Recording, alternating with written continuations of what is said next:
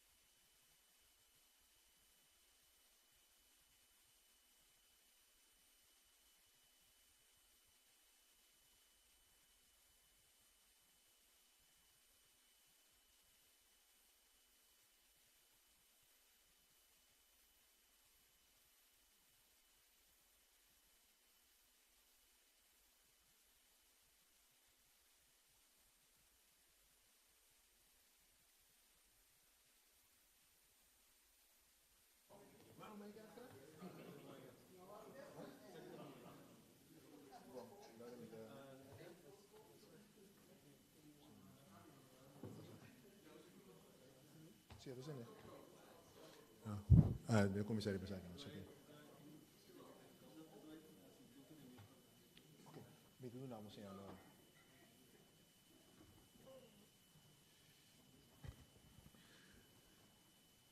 Yes. Ladies and gentlemen, good afternoon and welcome to the second part of the first day of the Curaçao Export Week. My name is Elton Villarreal and it's an honor and privilege to be your host for this afternoon. This session will be hosted hybrid, so physical and also online, but it's also going to be done bilingual. So, this is parte na papiamento, this is parte na English, I'll be doing papiamento, a little bit in English. Feel free to post your questions in whatever language. I don't speak Mandarin yet, but post your questions, we will translate it, and hopefully we can do it an interactive session with our panelists. We have a couple of sessions for today. We have first a panel session, then we will have presentation by Mr. David Levy Maduro, then we will have one by Mr. Benno van Leeuwen, then Karil Brandt, and then we will have from Collectivo, we will be having Mr. Luc Weber, be talking about different aspects of what we are exporting, what our experiences are, finances, and very important topic if we're going to get from FATF, going to get accreditation or not. But before all of that, we're going to start with our panel, and for now we have 4 members here sitting that will be talking, and we will be discussing with them best practices, their experience, what they are exporting, where Curaçao can benefit from, where they can learn, what are the needs that we are seeing now in Curaçao. We have from Softex, Mr. Herbert Luis. We have from Chobolobo, Mr. Roy Knippenborg. We have from Bering Point, Ms. Esmeralda Levens Wijngaarden. And we have from Mijn Maatschappij Curaçao, Piet van Heiningen. They're going to introduce themselves, introduce their company, what they export, and afterwards we will go into the conversation with each other. Members of panel, the floor is yours. Yes.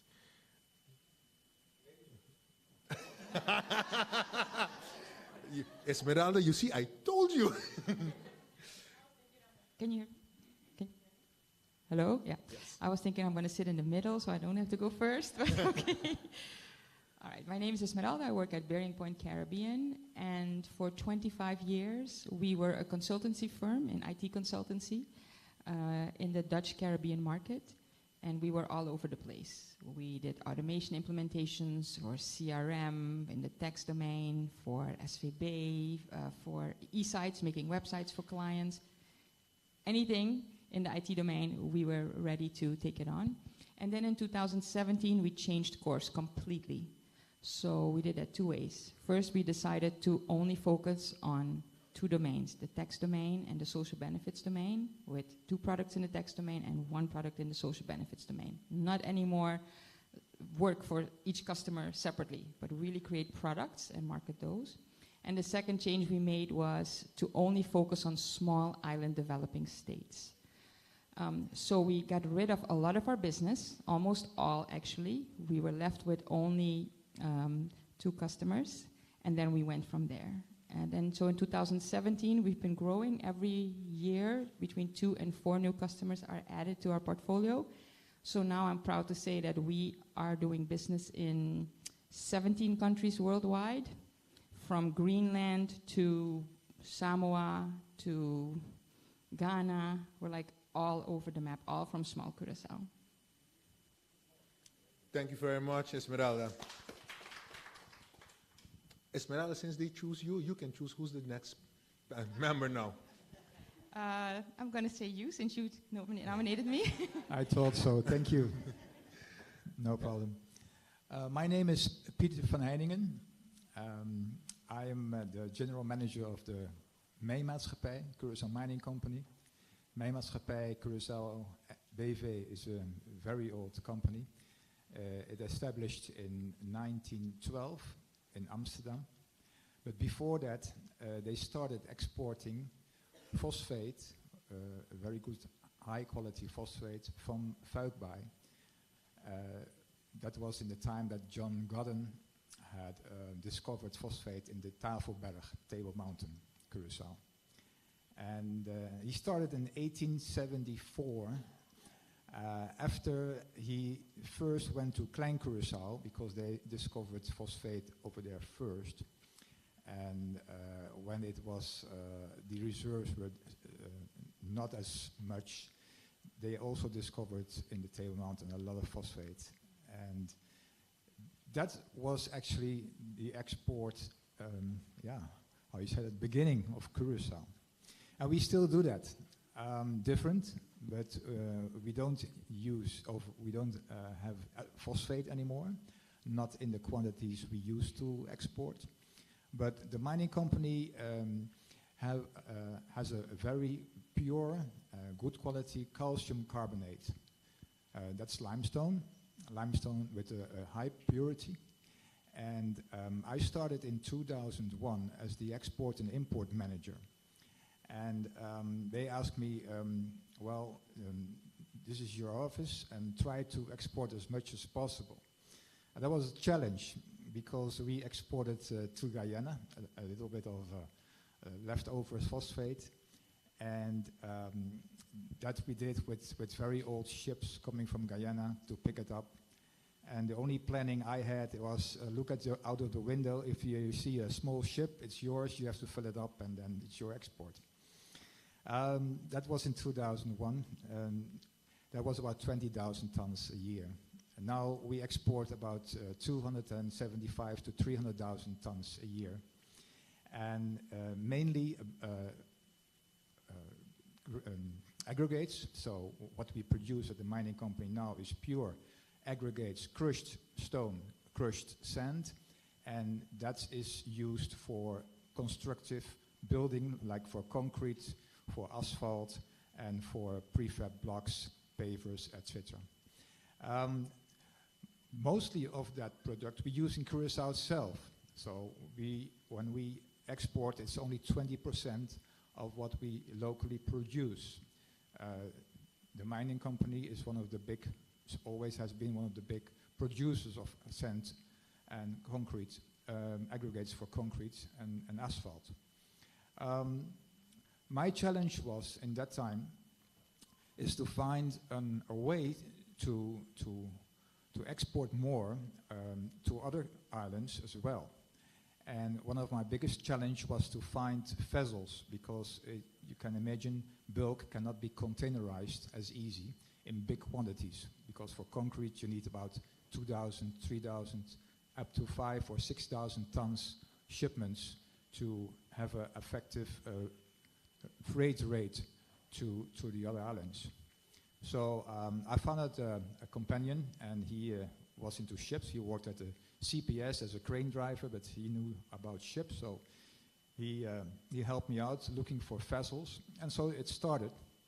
And slowly we went from 20,000 to 100,000 and up a year. Then in 2005, I also discovered that the limestone we have, the calcium carbonate, because of pureness, you can use it for other products. You can use it for the glass industry. You can use it for the agriculture. You can use it for chicken feed. You can use it for drinking water. And that was something new. Aqualectra came to me and he said, listen, we are importing calcium carbonate from Europe, but you have next door, you have calcium carbonate. Can you supply it to us? I said, well, of course. So we sat and we looked what they needed, and we had that reproducing that already. So I started with Aqualectra, and then I thought, well, if Aqualectra needs it, the other islands also needs this, because there are lots of drinking water plants in the Caribbean with the new osmosis system. They need calcium to add to the water to it be drinkable and to have it on a good taste and etc. then I was thinking to myself, how can I sell this? Because mijnmaatschappij is a Dutch word. And mijnmaatschappij Curaçao, if you are sending that name to an English-spoken or Spanish-spoken people, it's like Chinese for them. It's very difficult to read. So my point at that time was branding. So I want to emphasize on that. Branding is very important for your product. Thank you. Thank you very much. Next, Herbert.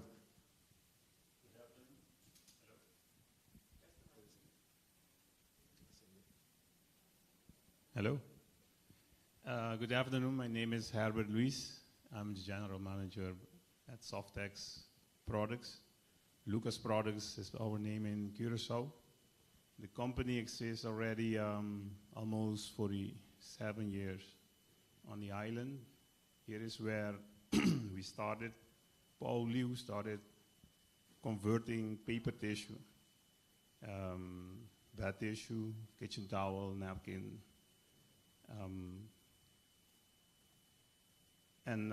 By now we have expanded in the Caribbean. We have a plant in Puerto Rico, a new one almost 2 years now in Dominican Republic, and also 2 plants in the United States. One in Florida and the other one in South Carolina. As I said, we are in the paper tissue business. We manufacture, we converted parent rolls to finished products. In Curaçao, we make for a local market. I'm proud to say we are a market leader in Curaçao. We export also to Bonaire and Aruba out of Curaçao. As I mentioned, we are also located in Puerto Rico. And we produce for the local market, and we do some exports to Dominican Republic for the products that we don't make over there yet. And we also have the plant in Dominican Republic, where we make products for the local market and also for export to Curaçao, to Aruba and Puerto Rico itself. We are located in all these islands because it depends of the volume that you need. Paper is very volume-high product, so you need to be as close as possible from your customers to avoid the high freight costs that you all know these days. So that's why we start exporting to all these markets, and as soon as we have enough sales, we set up a plant and produce locally. That is basically what we do at Softex Products. Thank you very, very much. And last but not least. Yes, good afternoon. My name is Roy. I'm a sales manager at Landa Shobolobo, and I represent the brand Glacial. At Glacial, we export currently to... With Glacial, we export currently to over 33 countries, mostly in the Caribbean, but also in Suriname, in USA, and in Europe. At Glacial, we work with a distributor model where we search for distributors abroad. And those distributors, they can work 2 ways. Either way, like the Coca-Cola model, where we send a premix from Glacial to them. They add alcohol and some other ingredients to make Alcolado Glacial. Or we just send finished products to them. One of the challenges that we have, and I was just talking with Esmeralda, Esmeralda said, oh yeah, Alcolado Glacial, that's the product my grandmother always used. Now, one of the big challenges that we have is that Alcolado is in the perception of our target group, or no, not a target group, in the perception of the people, mostly in old people products. And what we're trying to do now is to bring the product more to the younger generations, like the millennials, the Generation Zs. Mostly the way we do that is by creating more value around the brand. So my generation, like millennials, we love brands that have value. And therefore, it's also, there's also very important measurements how we select our distributors, our customers. Actually, at the moment, I'm talking with a distributor that says, hey, I want to bring Au Claro Glacial to my country, but then you have to sell it at least at this price, because then we're pricing it below the competition. Well, that's it's also okay to say no sometimes to clients, because with a product from Curaçao, you all know importing, exporting, as our raw materials also come from abroad, can be expensive. So we're not in the game of selling our products as cheap as possible in the market, but we are in the game now of creating value. Do you see that yet? No, we're still working on that. But I hope by the end of the year you will see also on the island, but also with the distributors, some campaigns that are more inclusive towards younger audiences, make Glacial popular to new target groups. Thank you. Thank you very much. Now, before I go over to the audience, if I look at 4 different companies, 4 different target audience for your man, but something that came up was branding. Branding. In these years of experience that you have, how important is branding to export and branding as broad as possible, not only as your company, but also for Curaçao? How important is branding in order to export your product? To all 4 of you. Well, I started using the word branding. As I mentioned, it has to be something that is recognized in one split second by your clients. What I did is I went into the successful years of Curaçao Phosphate. And Curaçao Phosphate was famous for its high quality of the high percentage of phosphate in those years. It went to the United States, and they used it for agriculture, and they used it for animal feed. It's phosphor. It has to do with fertilizer. So I was thinking to myself, it has to be something short, something recognizable, and also something that is recognizable for our company. So I came with the branding name Curaçao Calcium. Curaçao Calcium is like Curaçao Phosphate. It is high quality. There are still people knowing the quality of our phosphate, and it's just representing the origin, Curaçao, and the product, calcium.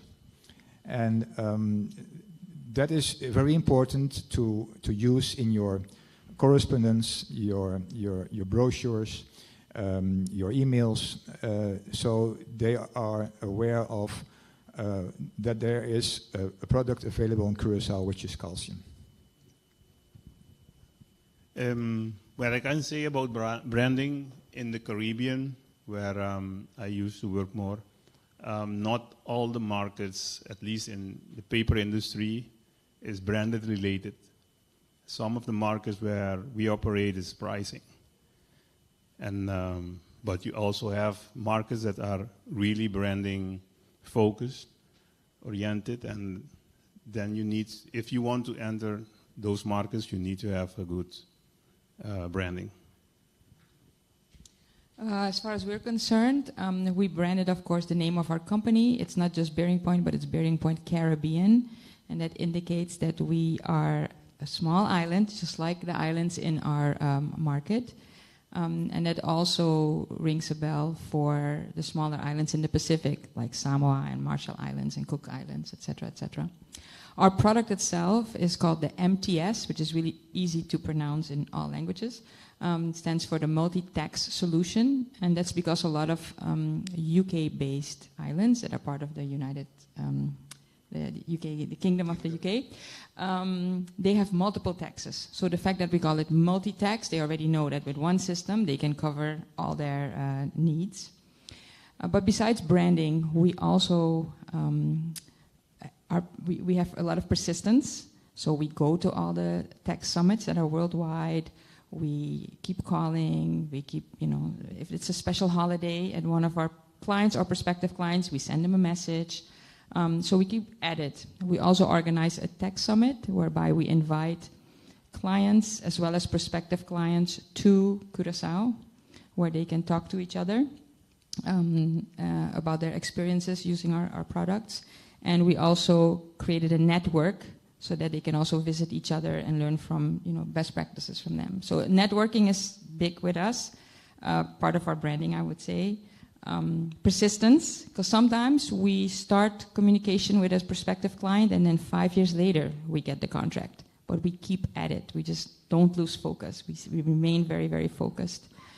And the other thing about branding, if I have half more minute, we dare to say no, because we often get requests from countries that are not small island developing states. For example, Gambia or Guatemala. And we said no. It sounded really attractive, a wonderful project. It would bring in lots of money. But we're like, no, that's not our product and it's not our market. So by doing that, we've also added to our brand. Our brand is the multi-tech solution, Bearing Point Caribbean, small island developing states. And we stick to that. Thank you. Yeah, it's not my quote, but we believe that price is only an issue in the absence of value. So what we're trying to do is bring value to the table. And the way we do that, of course, is by branding. And the branding goes from really little things, like putting a banner or a wobbler in the supermarket, till like big campaigns, where in our case, we start with our why, and the why is Glacial is created to make you feel better. So instead of just listing all our product features, or we work from a philosophy, what we call like the why. So why do we do this? And then you go to the how, then you go to the what. This is from Simon Sinek, the Golden Circle. And that's like our starting point, and everything that we do around that, we do with branding. Basically. Thank you very much. Question? Can you hear me? Yes. Okay. Question for actually you, and then I'm going over to the audience. If you look at, because say no, two of you mentioned saying no, branding, sticking to your point. Lessons learned. What would be best practices from you and lessons learned for Curaçao? I will give Roy and Esmeralda the answer the question for lessons learned, and then Herbert and Pete, best practices. Okay? And we're going to start with lessons learned. Lessons learned from Chobolobo and Bearing Point. So I'm with this company since last October, so quite short, but one of the things that we've learned is that there are, just as Esmeralda says, there are a lot of, maybe on a weekly basis, I get 2-3 requests from people, hey, I want to bring your product to Haiti, for example. Which could be interesting, but looking at the GDP per capita from Haiti, those people, they are not rich. They are, I think, one of the poorest countries of the Western Hemisphere. So those people, instead of choosing between Alcolado Glacial and another brand of Glacial, they have to choose between buying Glacial, buying a bread. Yeah, that, of course, we're definitely going to lose. So lessons learned is, that you cannot go to every country with your brand. Also, especially the Latin American countries, since we are in the cosmetics industry, they're very highly regulated. So lessons learned from us is also to pick the low-hanging fruits first. And once our brand gets bigger and we get more resources, then we can start going to markets that are highly regulated and enter those. Thank you very much. All right, so our lessons learned, like I said before, persistence and patience is lesson number 1. Don't give up. The second one is don't be afraid to say no. Stick to your plan. Stick to your, be focused on what you wanted to achieve. And the third one for us is that there's a lot of talent from Curaçao out there. And they're not necessarily on the island. They are in the Netherlands, perhaps. They left, went to study, and not coming back. So what we've done a few years ago is we've actually opened an office in Rotterdam. And we now have another one in Deventer. And so we actually are very active in trying to, what's the word I'm looking for? Recruit, thank you. Recruit young people from Curaçao who've just finished their studies and who are looking for a career. And so we offer them that opportunity to either start in one of our offices in the Netherlands or to come back to Curaçao and start working here. And there's really a lot of talent out there. I know we think it's not, but there really is. So that was for us, I think, a lesson learned. We, on average, hire 2 to 3 new people every month. And so we were a company in 2017 of, I think, 35 persons, and we're now at 120 about. And we're still looking for more talent. We're always on the lookout for more talent. Thank you very much. Best practices, Softax, May Maatschappij Curaçao. Well, best practices, I always say, deliver what you have promised. That is very important in export because you cannot return sand and aggregates back to Curaçao. So we have a very good quality control.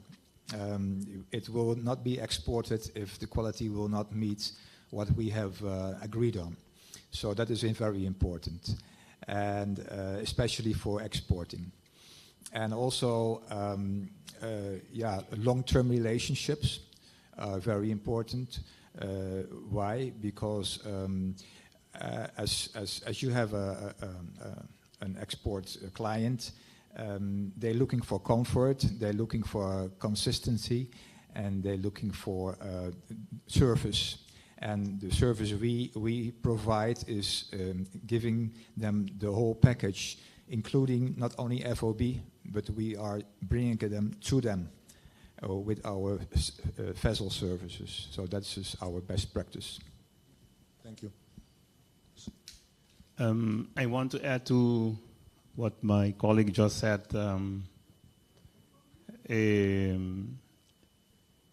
Be present in the markets that you want to export your product. It is, for me, myself, it was very difficult in the beginning to export to, for example, Dominican Republic. We are used to work from the office, email, conference call.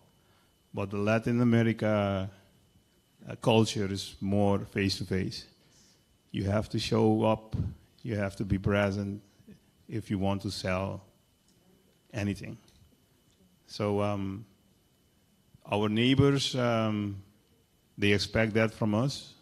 So if you want to export, if you have a good product, make sure you have someone that show up. Thank you very much. Question from the audience. My colleague is, he's coming there. Gentleman over here. Yes. Hi. If you can stand up and state your name, and then we can. Yes, do you hear me? My name is Jeffrey Vicario. I have a question for Pete. My question is, when you started, did you have any challenges from competitors on the island in the nearby islands? And that's one of the questions.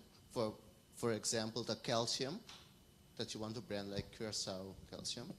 And another question is, what were the challenges when you try to integrate in a new market abroad? So what are the things that you had to learn have to look for or try to avoid when you want to get in the market in a new island or a new country? Yeah, Jeffrey, very good questions. I'll try to answer them. First of all, for exporting, the competitiveness is very important. You have to know your competitors. So you have to do market searching. You have to travel. You have to see what is possible in your delivery country. In case of our bulk transport, I remember I was traveling to Aruba, because Aruba was not taking anything from us, and I was wondering why. Well, they have at Barcadera, they have a very large harbor. How you say that? Where big ships can enter. But in Fuikbaai, our little harbor, the only possibility we have is a maximum 5,000 tons or 6,000 at the max. And you can imagine that the freight rate with the 35,000 tons is much cheaper when you use a small vessel. But other islands, they had the opposite. They could not use the bigger vessel, but only the smaller vessel. So I was concentrating only on those markets there, and I was traveling a lot to those islands and to give this service that I can bring it to them, and that was working. So yes, you have to travel, you have to go to your clients, and and explain how you can help them. Always try to help them to give a solution, and that's what I did. Eventually, Aruba came, and we are exporting to Aruba also, because we can do it better. Curaçao Calcium, yes, I branded that. How are you going to bring that to the market? That's a good question. Aqualectra had the Caribbean Desalination Association. And I asked them if I could be member. Sure, I became a member of the Caribda. And the Caribda was, like the words already says, Caribbean. So they had different conferences all over the Caribbean. And the conferences was about the using reverse osmosis plants in the Caribbean. All those little islands didn't have their own source of fresh water. So they all needed to desalinate the seawater using the new process, reverse osmosis. In the past it was by burning fuel. Now it was electric pumps. And I went with them, and I just presented myself with a little booth, because it was a conference and they all had pumps and instruments, and they had workshops about how you manage your reverse osmosis system, mechanical, they had filters, and they have everything. And I fitted in with my Curaçao Calcium. So I made a booth. So that's how I made my network with all those people using calcium carbonate for their process. And so I came in a world of very specialized clients who needed this product. And after 5 years, they already knew me as the calcium guy. So, you know, that's very important. Represent with with conferences, go there, represent your product to the right people. Thank you very, very much to all our panelists. You have one question from, okay. I'm going to take one question from someone online. So, Nico's here.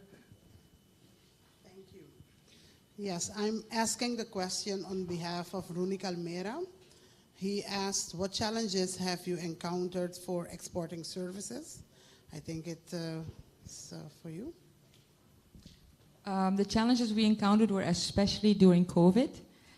You can work in IT, you can work online, you can have online meetings, online workshops, everything is online, but it's still different. You really have to be there, present. So we really noticed that difference. That was quite challenging, not only for us, but also for our clients. The other challenge that we're facing with services is that, well, we work with small countries who usually have a lack of budget. They have small budgets to work with, but their needs are big. And we are really focused on, we see ourselves not just as supplier, but as their partner in trying to resolve their problems. So we're really focusing on the end result. So what we do is we network through the Inter-American Development Bank, IDB, to the IMF, to the World Bank. We actually fly to Washington with our clients to explain to these sources of money, basically, or funding, why the money is needed. Because if you take one step, like your need is first for something, and then once you've introduced that, the need changes, right? You want to go to the next maturity level. So that's also one of the big challenges that we have. But so far, we've been very successful in being able to create additional projects for our clients. I hope that answered the question. I hope that too. I think so. And there is one more question that I think is very important. Sorry, I'm interfering. I'm interfering in your program. But Rooney is asking, are you experiencing barriers of entry for CARICOM markets and Latin American markets and USA markets? And what are the bottlenecks? And what do you want the government to do? And I think it's a question that every one of you can answer, especially the goods exporters. As long as you guys can keep it very short. Yes, thank you very much. Yes, we do experience several barriers when you want to export, especially out of Curaçao. You have local barriers at the destination, but we also have our own challenges in Curaçao. And one of them, I can tell you guys, is transport. Once you start something new, you got a niche in the market, you start it, transport is very cheap. For example, when we started Dominican Republic, the transport was only $900. As soon as you start exporting, it goes up. Puerto Rico was the same. Before Softex started in Puerto Rico, the transport cost was $350, 40-foot container. We exported, by that time, around 40 containers to Puerto Rico monthly. As soon as they see, hey, somebody is making money over here, it goes up. So we needed to start a plant over there. So that's a barrier that you need to consider when you want to export out of Curaçao. Thank you very much. I'm going to Esmeralda, then to Pete, then to Roy. Esmeralda. Oh, Roy? Okay. So, it's okay. Yeah, I talked already about Latin America, that cosmetics is highly regulated there. So for the US, at the moment, cosmetics is not. So we do not encounter very much problems with importing. But the FDA is going to pass the MOCRA, which is the new cosmetics regulations. There's a lot, you can find a lot about that online, and they have a lot of webinars.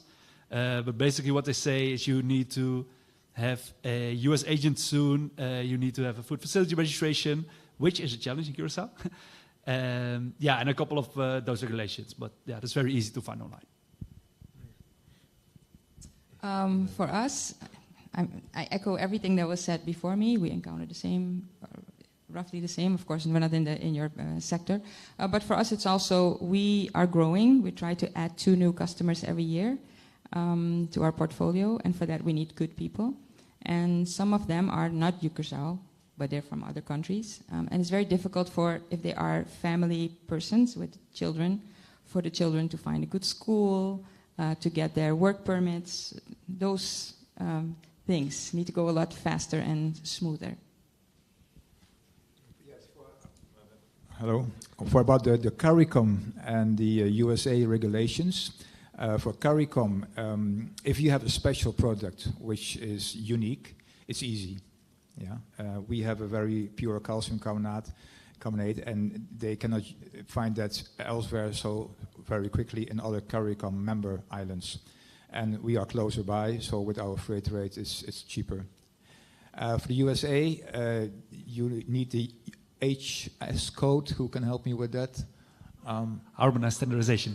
Yes, there's always a code you can use for importing tax-free in the United States. So that is just, there's a long list, and there are possibilities enough. Okay.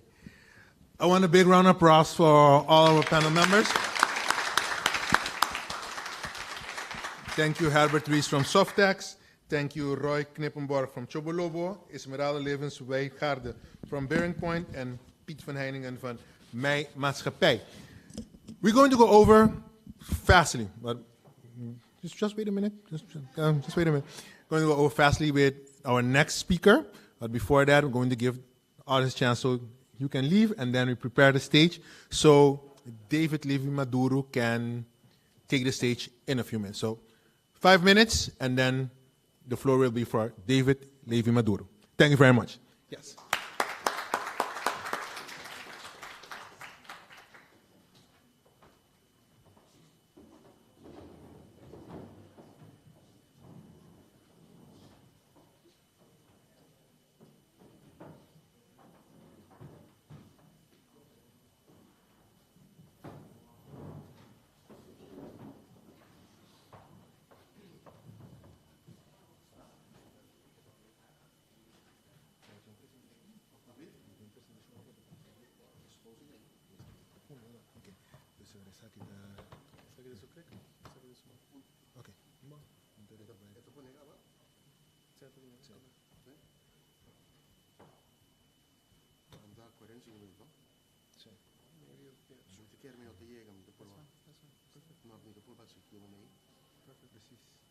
So I'm going to be all over the place.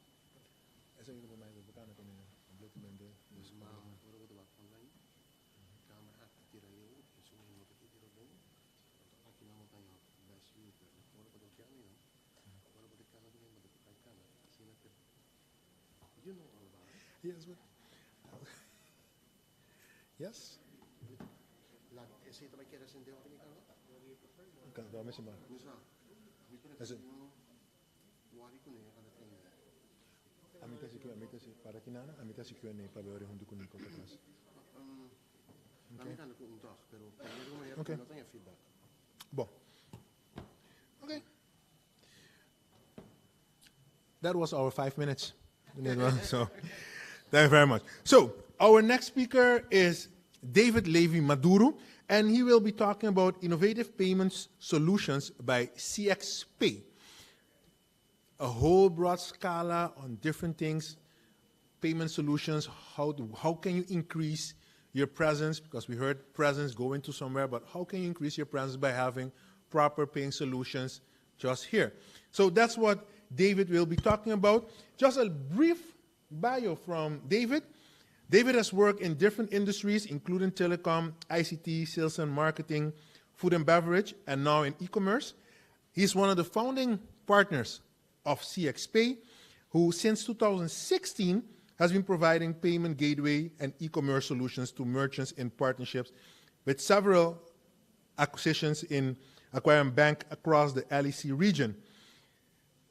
For CXPay has activated over 600 merchants has activated over 600 merchants, and David is the treasurer of the Curaçao FinTech Association, of which CXPay is also a founding and has formed part of the contributed discussions of groups and roadmaps to be enabled to enable e-commerce on the island. This is also what David is known for, and his passion and knowledge is what he wants to share with us today.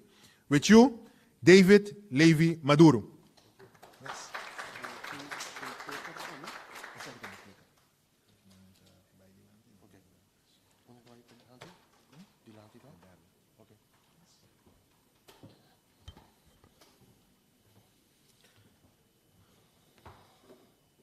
Good afternoon. I needed to come formal while I'm usually going to work in a polo and jeans and sneakers.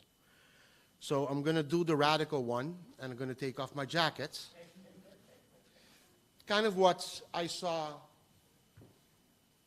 an ex-colleague of the Central Bank at Alcova do 2 years ago when we started the whole FinTech Association, and we needed to discuss and be formal but less formal.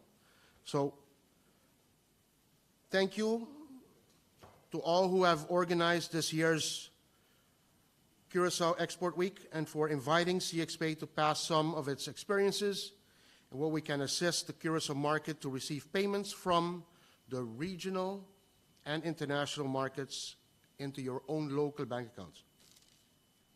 Now, congrats, seriously, congrats to a stellar lineup that Curaçao Export Week has these days. And today, even though I was in meetings, every time I tried to get off the phone and follow it virtually as well.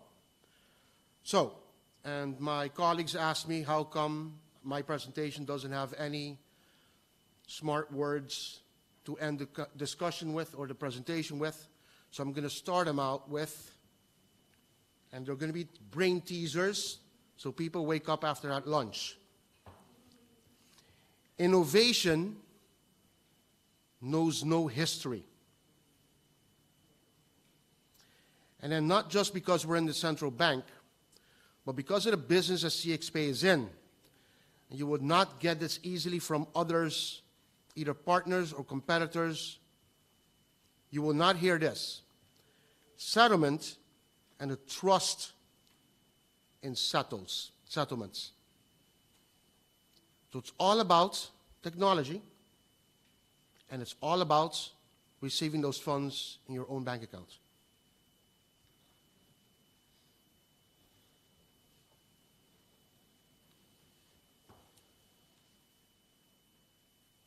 Through e-commerce, businesses can significantly improve their operations by applying more effective sales methods that help with better customer reach and an expanded client base, and through the acceptance of multiple payment methods, which leads to a faster buying process.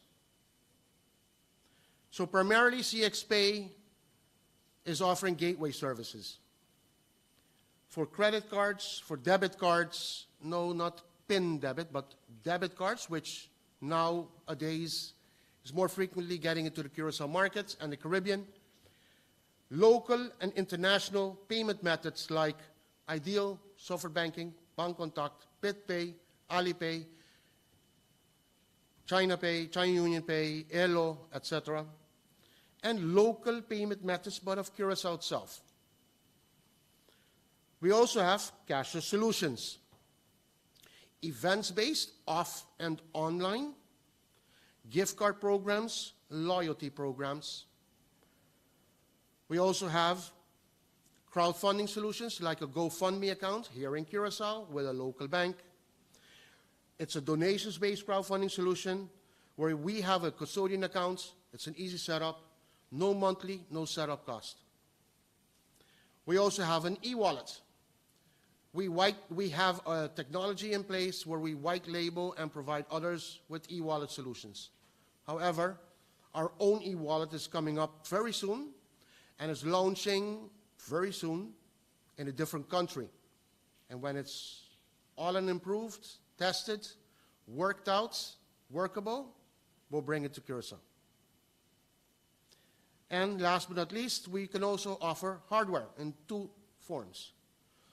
One is that we provide it with the bank, and the other one is with the technology we have with Visa, which many of you might have heard about it, tap on phone, or like we call it, tap on glass.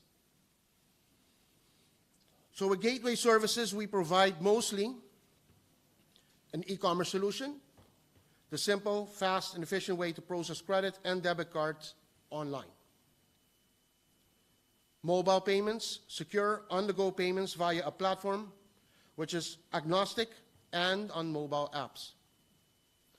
Then we have EMV and contactless, mobile countertops, and multi-lane EMV and contactless payment device for retail, unattended, and parking operations. Yes, we can do that too. Integrated payments, integrate transaction processing into your software with a full stack of APIs and SDKs, all at the same time significantly keeping security in mind. Some of our main partnerships, and some of it exclusive to CXPay in the region. Then, if we need to look in the Dutch Caribbean and the ladder of the Caribbean, some of the ones that we partner up with to provide merchants a solution. Now, have a read. Your contribution locally reminds me a bit of Gene Roddenberry, who brought us the world of Star Trek in the 60s. Some may have thought he was out of his mind then, but 7 Star Trek series later, and us actually using real-life tablets and cell phones like he envisioned way back when, one can only refer to him as a visionary. So here is to boldly going where no one has gone before. I created my first e-commerce website in Curaçao with a local bank in 1999. Some of you might understand that Curanet had Curgas back in the time, and CXPay had, Curaçao, which was mine first, Emanzac, which we did Wimco. After that, nobody heard of anything else until 2016. CXPay started with a mass adaptation with the gateway services. So we believe that online business and payment solutions should be safe, effortless, and accessible to every merchant, big or small. We offer a local, not local, local solution through our local accessibility and hands-on support to our customers. Now, who is the perfect exporter? Because we're here in Export Week, aren't we? So the story. I was, and I am, a visionary. take it from me, and I'll say it right now. I have not, and Trevor knows me from since we're kids, some have gone over to catch diplomas with universities, colleges, and masters. I don't. I was a hard worker since 14. Food and beverage was my cue, and like many others, waiter, bartender, etc. So I've grinded the whole system, and I've changed, and now I'm in my seventh different industry. So can I say I'm a failure? Today I'm the managing director of CXPay, and soon you will see some of our numbers, which are quite impressive. Am I an entrepreneur? Yes. And I think when you hear me speak, and some of you know me personally, it's all about passion. Don't start, there's no passion. If it's just a job, don't. And a few minutes ago when I was telling Tayana, I go to work as my second home. I yearn to go to the office. So when I have an issue, or when somebody has an issue and wants to be assisted, they get it. Without them, there's no me. Sitting behind a desk or getting his or her feet wet and hands dirty. If you're an entrepreneur, if you want to export, you've heard it, some of the panelists, get up, get your feet dirty, get your hands wet. Who knows about payments, qualifications, know most of the answers? I remember some time ago, we were invited to give our expert advice and to be able to provide a solution to one of the ministries. I was called later by a friend who heard via. That it was strange that CXPay had answers on everything and everything. Some of you who know me know that if I say it's something, I've either proven it to you or I know how to get it. CXPay leaves no stone unturned. We provide you a solution, and if we can't, we will tell it to you in your face, and we will also tell you, I will find out for you, or I will find somebody who can help you. Less talk and more do. Have you heard this also? You need to get it done. Excuse my, I'm not going to say it. I'm going to get penalized and thrown out of here. So I'm going to leave my words to this. So what are the rules? We're here in the central bank, and sometimes people blame the central bank and the bank itself for things they have nothing to do with. It's just physical rules we all need to abide by, and we need to abide by financial rules. What is a norm? Customer service? Oh, just don't throw something in the air and run away and don't provide customer service. And now we're in exporting. You've heard it. There's software you need. There's technology you need. And how about payments? Who or what is watchdog? The police. And then we come back to the central bank. The only norm that I need to adhere by is to understand the role of the central bank. They are in the middle of het waarborgen van gelden of the users. And why am I focusing each time on this? Because I've been in Aruba, and they, every day of the week, blame the central bank, and it's not. And some of you are going to complain next year when we have an organization, an international organization coming out, and that we don't adhere, or we do adhere to some of the other rules, financial rules. It's all about proven volume and not just the possibility. Local merchants, local solution, local institution, it's not just about your taxes.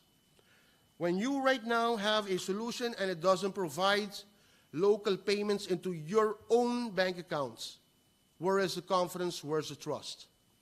That is how the spelregels work, and it's not about if you have a license or not. It is basic, not just common sense, but it's an international financial rule. This is for export. But we're talking about local payments. Debits, PIN debits, or credit card. And I spoke to a few and I said, it's all about collaboration on this little piece of rock called Curaçao. You have different choices, but in the end, we welcome you back when you've missed us at CXPay. A moment, last one. And it's a cost of the operators. Don't decide for the clients, and the bank should not decide for the operator. It's a cost of business. Some of the numbers of CXPay across the region since we started. We have right now currently 566 merchants originally signed up and activated 627 merchants. We have done over 1.4 million transactions and to a value of 249 million in payments, processing volume. But let's look at it at Curaçao, and if you would like, I can turn it back. Curaçao only, and while we're stationed in Curaçao, it's 222 of the original 271. 815,000 transactions only, and only 90 million payments in volume. So, in other words, there's much more out there. We serve only 1/3 in Curaçao. The rest is in the Caribbean, Canada, Costa Rica, the Dutch Caribbean. Empowering Curaçao exporters, because that's what we're talking about today, no? Payment methods into your own bank. Receive funds in your name to settle directly in your local bank account while also following the cross-border payment rules. No middleman to handle your money, which most of the time does not have a license as a payment facilitator. It doesn't matter if the license is there or not. Financial rules of Visa, MasterCard state what I just said. Let your clients decide how they can or should pay you. You, as an exporter, don't decide for them. Provide all the payment solutions possible, hence why we have local payment methods, from Argenicard in Argentina, to Elo in Brazil, to Ideal in Holland, to WeChat Pay, and China Union Pay, and all kinds of other payment methods from the region and across the world. Paid deliverables. Be paid before you fulfill. What does that mean? Before you provide a service, you've collected already. Before you did your delivery of food or drinks or whatever, you have been paid already. Planned sales, if recurring. So if you're recurring service, membership or whatever, you are paid and you can plan your budget. Completing the customer journey, marketing, branding, you've heard it. But closing the customer journey does not happen if you don't have a payment involved. And this leads to increased value revenue, because if you don't close that deal and others do, who's going to close that deal? And I'll say it right now. If you have a rental car and you go to an island or to another country and you've paid your rental, do you change from rentals? No. Did you not pay? Are you going to maybe change? Maybe. Wake up and start reconciling. Having a site or have sent out invoices which can be paid automatically pave a way where you can wake up in the morning and start planning your day with reconciling and fulfilling your service and products.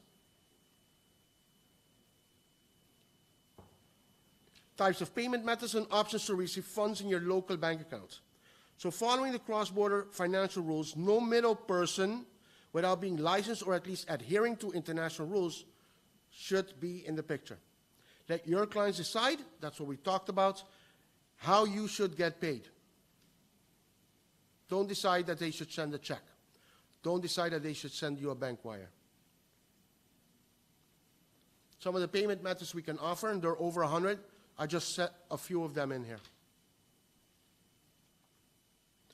some of the softwares we can provide a solution with.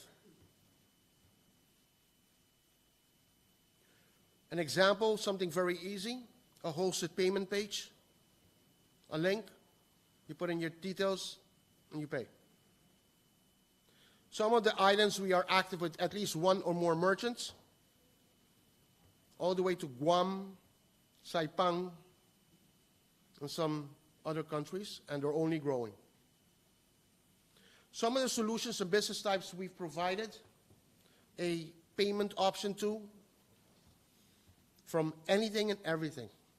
CXPay started to provide the gambling operators in Curaçao who are licensed in Curaçao, provide them a method of payment. Since we launched CXPay in January 2016, we do not have a single merchant in the gambling operations. It's all regular type of e-commerce. So some companies, and I say some, which I wanted to put into the picture, who are local but are also exporting. And when I say exporting, I'll have one example of how one can do e-commerce and receive payments from abroad but to deliver in Curaçao. So when I say, for instance, the one, this is, for instance, the flower shop, which you can imagine if somebody wants to send somebody to they're in Holland or in the United States, they want to send flowers to their mom for Moedersdag or Valentine's Day. Then CureMade also has our solution, and that's also one of the products of CPost. CPost also has a merchant ID with us. But we also have Dutch Caribbean Air Navigational Service provider. Now, what do? People, every time you see an airline coming into our space, our airspace, we say, kashing. You know why? It's our solution, not CXPay, but Curaçao. Because this company is providing its services for the air over Curaçao. And if an airline passes through, it needs to pay a tax. And that tax comes through CXPay.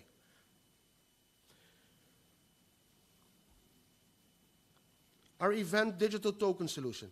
We have this since November 2019. Some of us know that we launched it at Barista Catering at the EY party.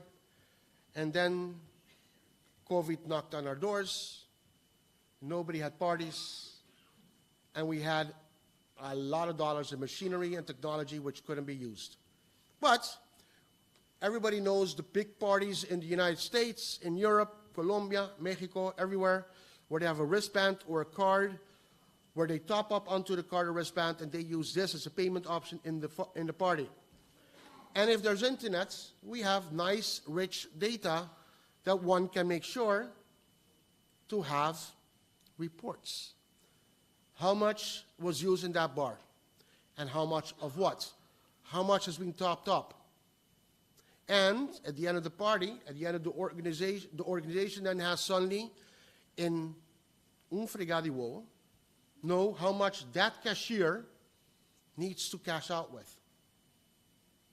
It's just a report, how much tokens this cashier gave out, and the money should clop. Oh, by the way, talking about export, CX Events officially is also exporting its services, because tomorrow, and thanks to Curaçao Export Week, to allow me to provide my presentation today, since tomorrow, for a whole week, we're going to be in Aruba with the whole office, being one of the main sponsors at Aruba High Winds during the day and during the evening with our events solution. So not just tickets, online tickets, but also event solutions. We also do tickets, an online portal for Curaçao to have tickets done either offline or online, and we are very transparent. There are others who do not provide you a transparent solution, telling you how much it costs you, but how much it costs your clients to pay your ticket. The next time you're buying an online ticket, let up. Crowdfunding solutions, like I just mentioned, no need to go to GoFundMe. No need to go to ones in Europe. We have it right here with a local bank. So, tap on glass I just mentioned.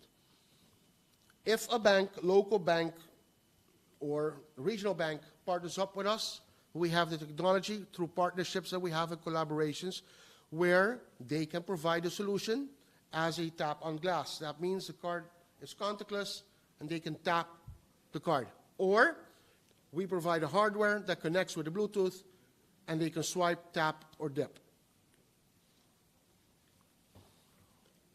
Then we were surprised with a Pioneer of the Year award in 2022.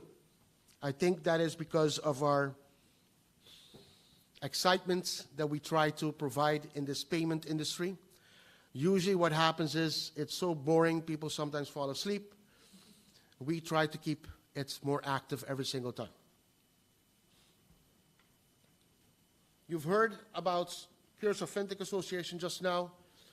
It's a group of entrepreneurs, businesses, local businesses in Curaçao, where we, with four, we had Profounds, we had IBIS, we had ICTO, and CXPay, formed a solution for the fintech industry who always wanted to have questions answered, who always needed to have assistance in what are and what is and what can.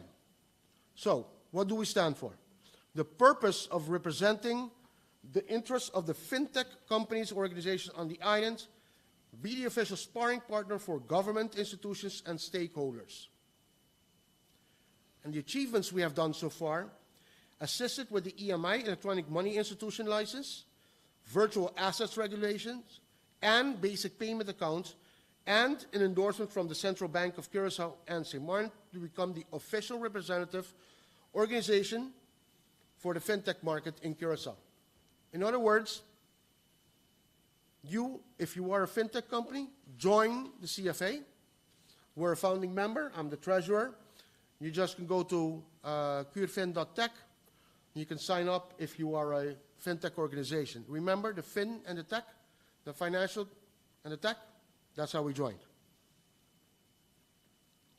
If you are a fintech company in Curaçao, sign up and be part of our organization. Now,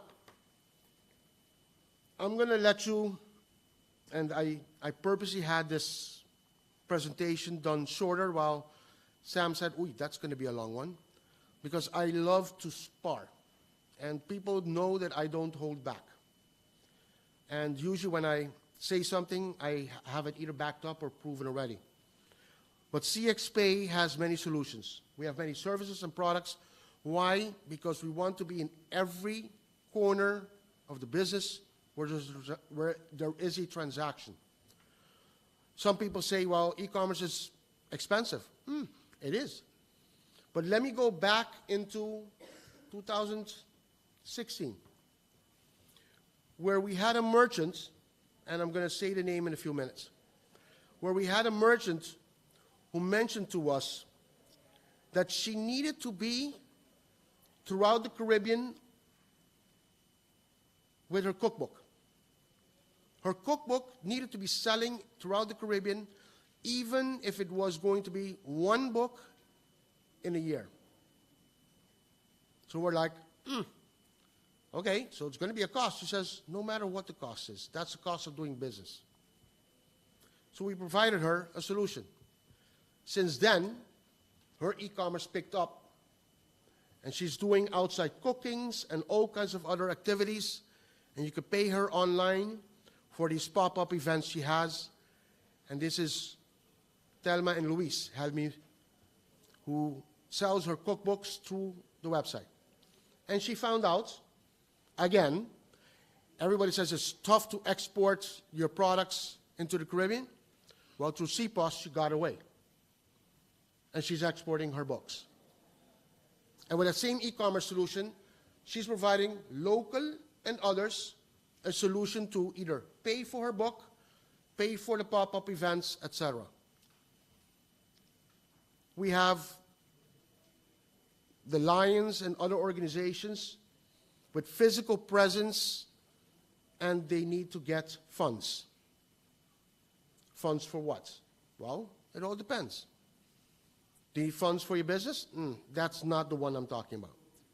But if you need to raise funds, we are there with our technology. CX Events, you've heard about it. You don't need to have people shipped in from Holland or the United States. We are local, not local. Well, we can be local, but that's besides the point. And then CX Pay Me is launching soon. Let alone we do things the compliant way. You've heard, or you're going to be hearing, many other ways of receiving payments. Before I start getting the most frequently asked question is, why isn't PayPal here? Or why can't I have a Stripe account? Well, guess what? The mere reason that they are where they are and they're not here is volume. If it was volume that we could promise them, or any of the smaller islands in the Caribbean, they would be there. But the rule is that they need to request an extension of use license into the island or country they want to go in. And people think the PayPal is everywhere. They're not everywhere. There's a bunch of other countries much bigger than Curaçao that can't receive money as a merchant with PayPal. It's a very easy way. Everybody knows PayPal. But why, if you have replaced the PayPal way, which is usually credit card or bank wire, and you've replaced it with a local bank, debit cards and credit cards, and we have the local payment methods all the way from where they are, in your name, why is that not a replacement for PayPal? And I got, in the last 2 weeks, we've had 4 merchants sign up because Stripe was getting too expensive. Okay, that's a brain teaser. But I leave you with a note. Innovation has no history. Tomorrow is not today anymore. Speaking to us next week will already be different. You all know we have a hybrid solution right now. People from around the world are listening in to us. Thank you for making that happen, by the way. The world is not where it used to be 3 years ago. And I know one thing, and you can talk whatever you want, but when somebody says COVID should have been good for us, it was the worst ever for us as well.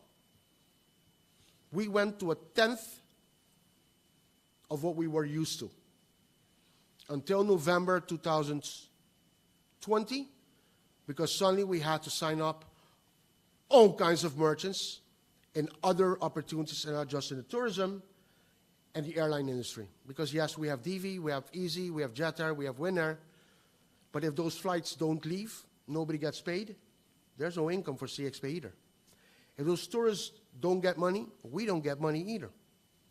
And our billing is not even 1/6% of what the merchants processes. We are not the expensive ones.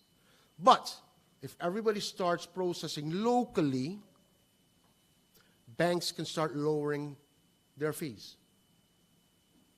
But we all have a debit card. Banco de Caribe has changed it. Villanova Bank has changed it. Orco Bank has changed it. MCB is rolling it out. RBC is soon. So everybody will have that debit card in their hands, being on the same railing as we offer everybody a solution for e-commerce. So in a bit, there's not going to be an excuse that people have a PIN debit card and there's only a Visa MasterCard solution. There's going to be e-commerce across the board. So I'm going to leave at least 15 minutes because I have even 25 minutes short, that I can provide you an FAQ, because the one thing that I like, as I mentioned, is sparring. You can come with all kinds of questions. You can talk against me. You can talk for me. But the one thing you can't speak about is that we made it happen. Since 2016, we've provided merchants from small to big. Our third merchant started with $5,000 to $15,000 a month. they're now doing $700,000 a month. So nobody is too small. Thank you.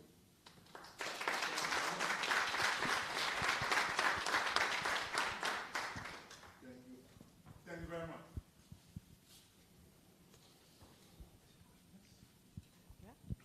Yes.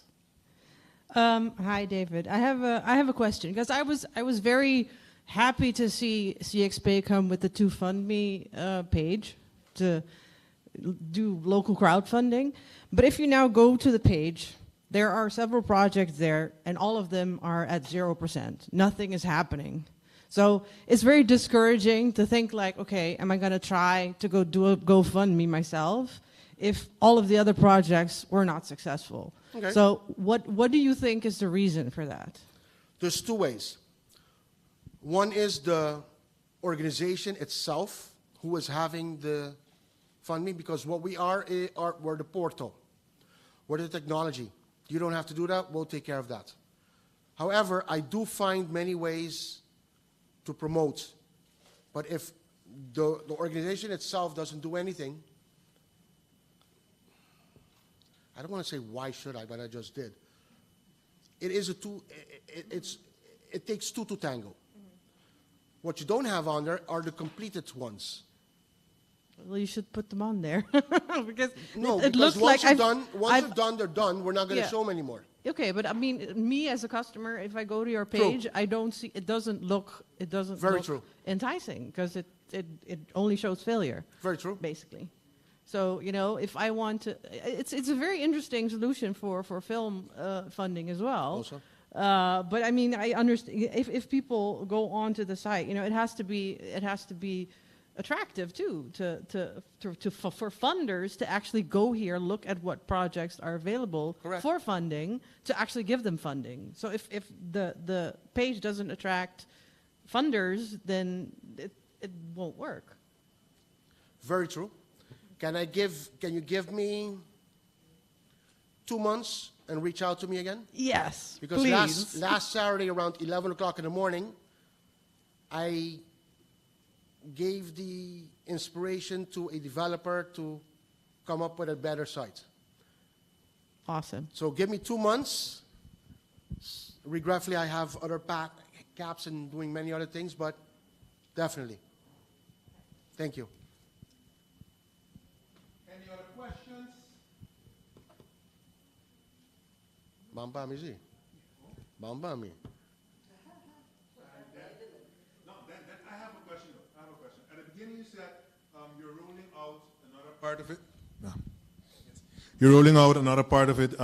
First, you're going to try out abroad, and then when everything is out there, everything is solved, then you're coming back to Curaçao with a perfect solution and opportunity. How come we didn't try and make use of Curaçao as a pilot for this and then go abroad? How did that choice came abroad? So, Elton, you know that I'm straightforward. I know. I don't hide behind a rock. There's a government abroad who believed in us. And that government has given us the opportunity, when we're done, to launch with them and to make sure that that government, in all kinds of phases, is going to implement this solution. So why should I, every time when you try to launch something in Curaçao, and mind you, this is personal, very personal, why should we start an opportunity where 2 months later everybody fights you instead of collaborate with you? So we've made a business decision that if we have a foreign government, not the local one, let me give you the experience, and I'm going to be killed after this. We provide KVK Aruba, since 2016, a solution. We provide KVK St. Martin, since 2017, a solution. We provide KVK Bonaire, as of 2021, a solution. We can provide KVK Curaçao a solution, and have not since then done it. We provide the government of St. Martin a solution for our license plates for 2 years already. We are in talks with our Aruban governments for services. Yet, Curaçao, none. Not even in the gambling industry, where I worked for 7 years. Why should I, and Vanessa's been on the receiving end sometimes of my frustrations, but why can't we stick together, use each other's resources, collaborate, and launch? And because we're televised also, I'm not going to say some words, but you know me well enough that wherever I say something, I can rebuttal it if somebody says that's not true. We have not had a single dime invested in us until this one government came along. It's a part that we can complete our wallets, and it's not a wallet that can be launched in Curaçao when we don't get the cooperation where it should be. Curaçao loves to fight each other. And the mere proof how we were in COVID, where even banks were not even resolving the issue of e-commerce while we were there, front row and center, and they all were promoting swipe machines. And they were cleaning those swipe machines every time with alcohol, while e-commerce could be done, while deliveries could be done while already being paid. That's what e-commerce does all the time. It provides a solution, you can plan ahead, and you're safe. Now, I'm not going to stop bashing Curaçao, because I'm a Curaçao. And I was requested by Sam, where's Sam? Sam, you mentioned I should have had it in Papiamento, but then I saw English and I said, yeah, let me aprovechar numa. Because I'm better in English than I'm in Papiamento. But when I'm in Papiamento, when I'm sending my message in Papiamento, it kind of gets clear. They're always thinking, minoto yung Curaçao. Milong bris na dera na Curaçao. Pakiko minoma sa dula Curaçao, chance. Mita sinta na Curaçao. Hintere oficina to moviendo by Arua Mayang. Not a single event in Curaçao, well, sorry. 3 events in the last 4 years, we could provide our event solution. Yet, we have so many other events that we have in Curaçao in the last 4 years. Not a single one came to us. We need to go to them. They'd rather have somebody from Holland. They'd rather have somebody from America. Why? And now finally Curaçao is respected in a different country. And we're exporting our services. Well, this service right now could be provided in the gaming industry, local and international, and I don't find anybody asking us for any advice. Now, you didn't ask me to go there, but I did. And my apologies, and this will run around the world, and I know that my business partners will back me up, because we've done this for 7 years. Exactly. It's all over. It's on YouTube. But it's important to know, though, how come someone would make that choice, seeing that you're here, and it's also a way of exporting, but business-wise, it's a choice to go abroad. But the reason for it is what you experience in Curaçao. Thank you very much. Yes. No positive note. One moment. On a positive note, nosa si business akinang, nos belasting to wari paga akinang si. No, Eduardo. Thank you very, very much, David Levy Madur. Yes. That's okay. So, put this on.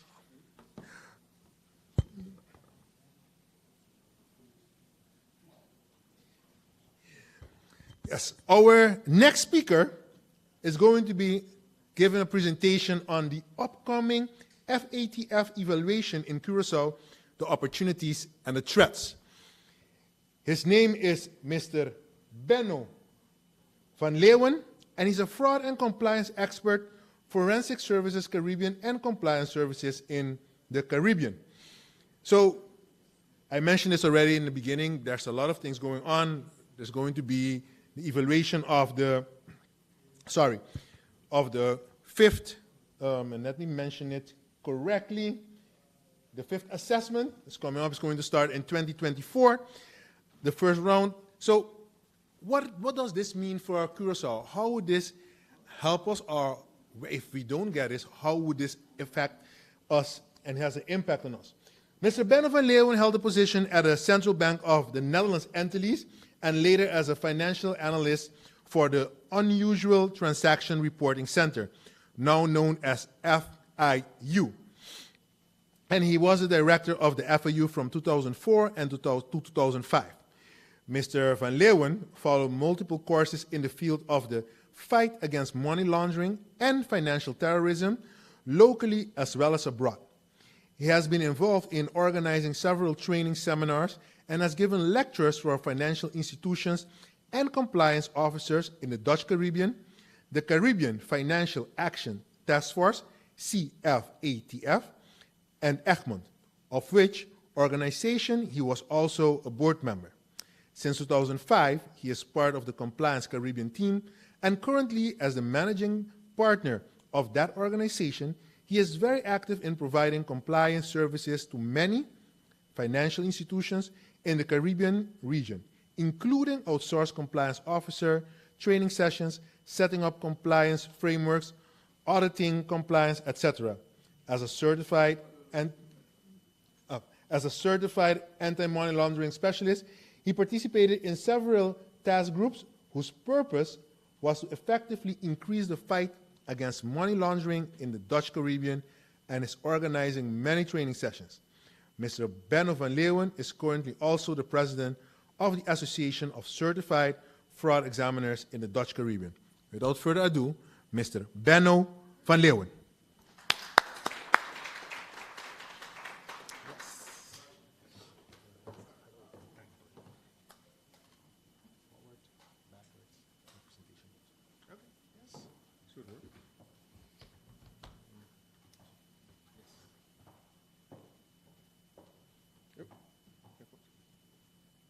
All right.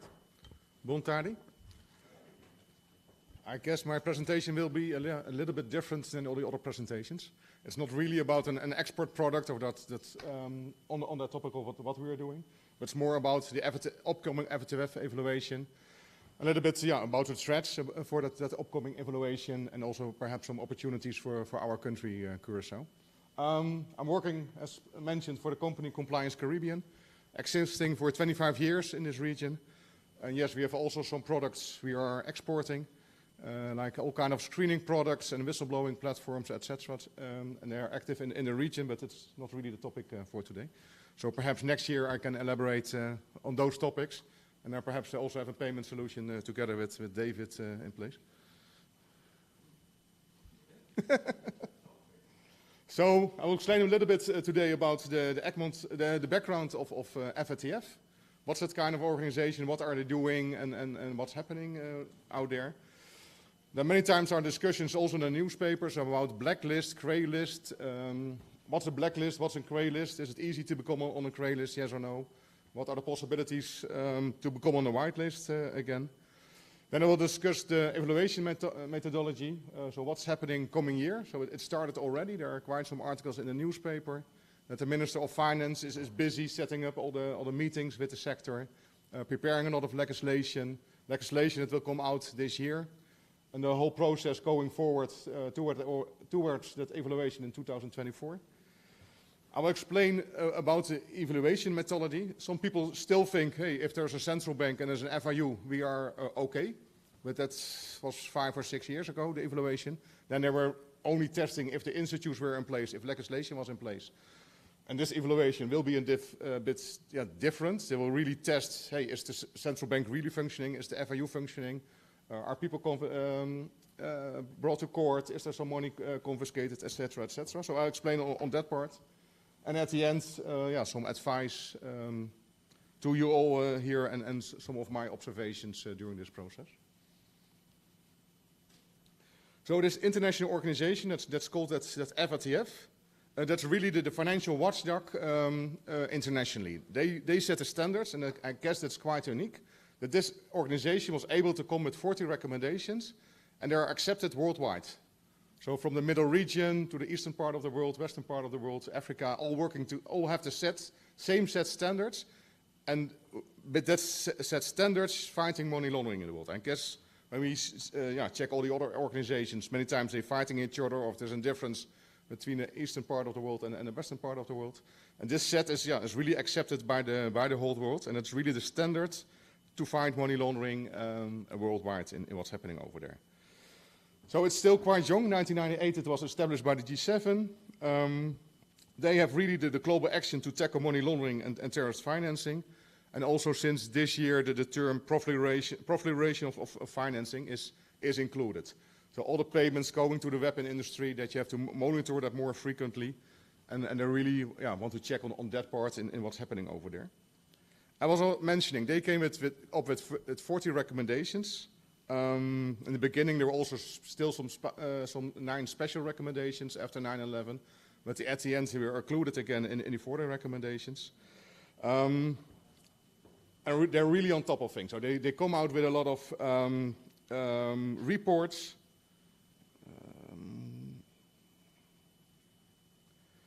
Yes. So the FATF come up with a lot of reports, evaluation reports about countries and what they are doing. And all kind of interpretive notes to get more knowledge about in what's happening over there. And then also only 37 countries worldwide are a member of that FATF. So the FATF is still a very small organization. It's not like the United Nations or some other organization that's very difficult to make any decision at the end. That there are only 37 countries coming together and make the decisions 3 times a year. And the Kingdom of the Netherlands is part of the FATF. So also Curaçao is an FATF member. And that makes us quite unique in the Caribbean region. That only Aruba, Sint Maarten and Curaçao are members of the FATF. Next to the FATF, there are also regional style bodies. That's called the CFATF, the Caribbean Financial Action Task Force. And all the other countries in the Caribbean region are only member of the CFATF organization. So like Trinidad, all the other Bahamas, all the other financial countries and financial centers, they're only member of CFATF.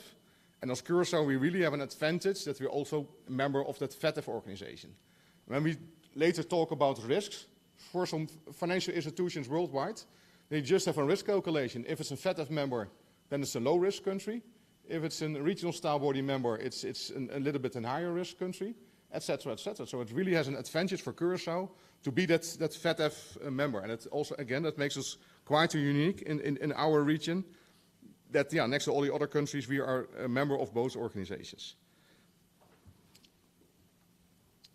So what are they doing? At the end, they're setting the international standards to prevent money laundering and terrorist financing. And next to that, they also prepare a lot of other documents. So if you're curious, how can I launder money through the cold market? Go on the FATF websites, and they will have a lot of typologies, how to fight money laundering through the cold sector.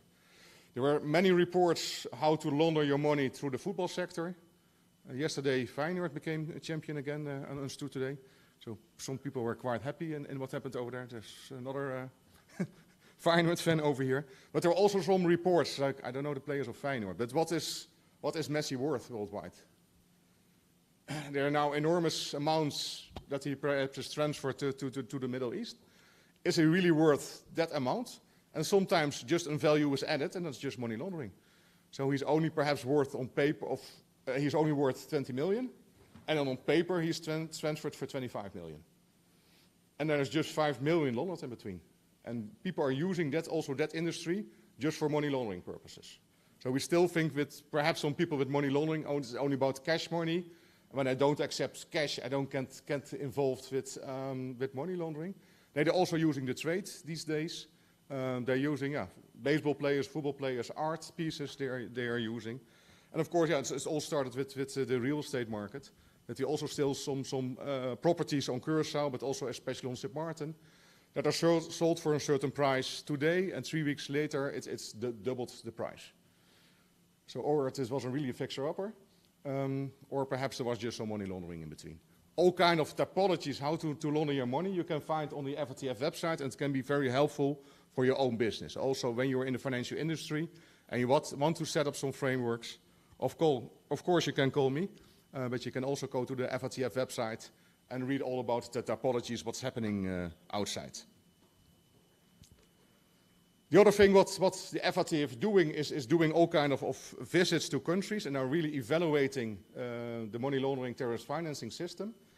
And then really check the compliance with the 40 recommendations.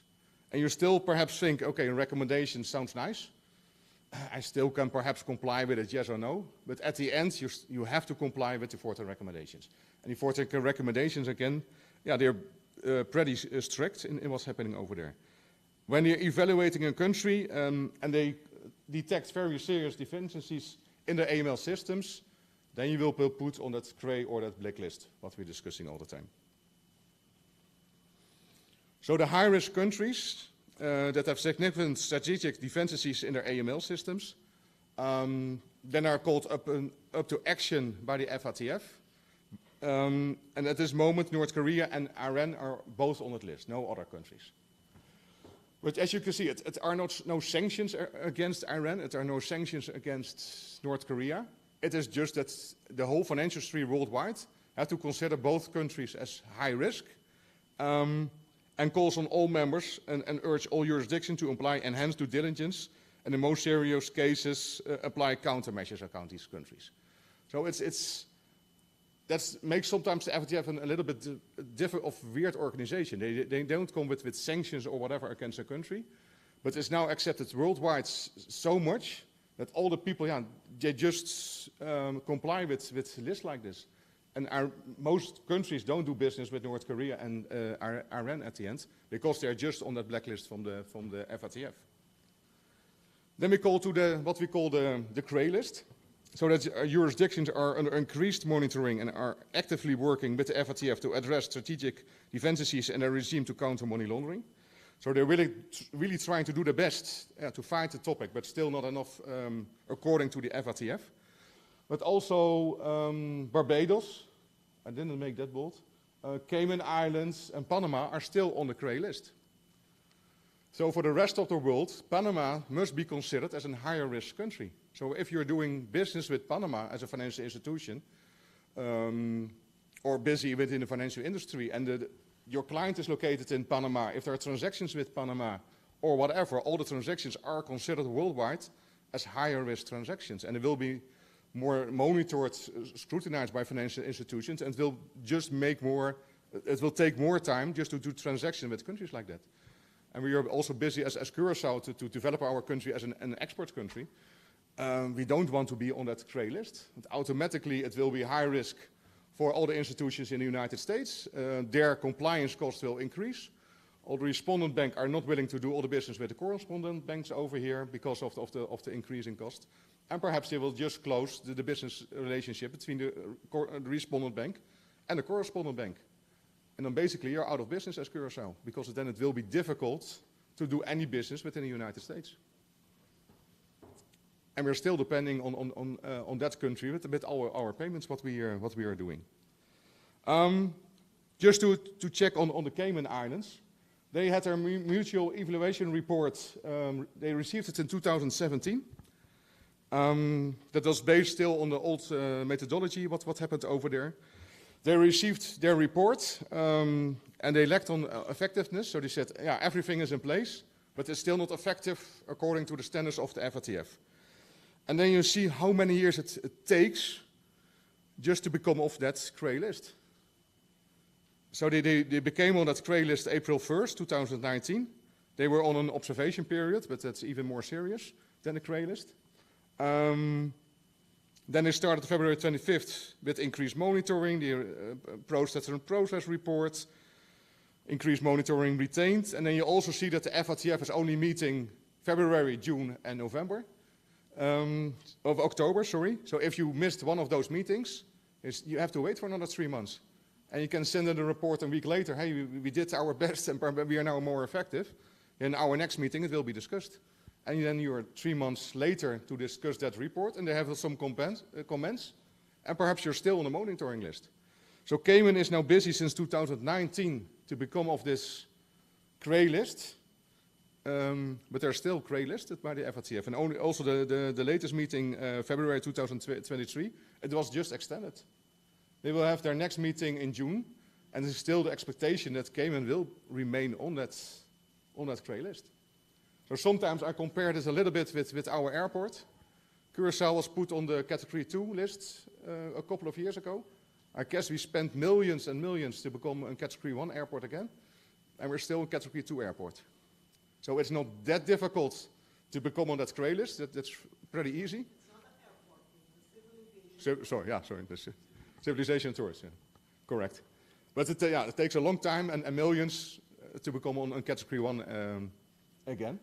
And also with it, Cayman spent millions and millions trying to explain the rest of the world their effectiveness is in place, etc., etc. But at the end, you really have to be het beste kindje van de klas to become whitelisted again.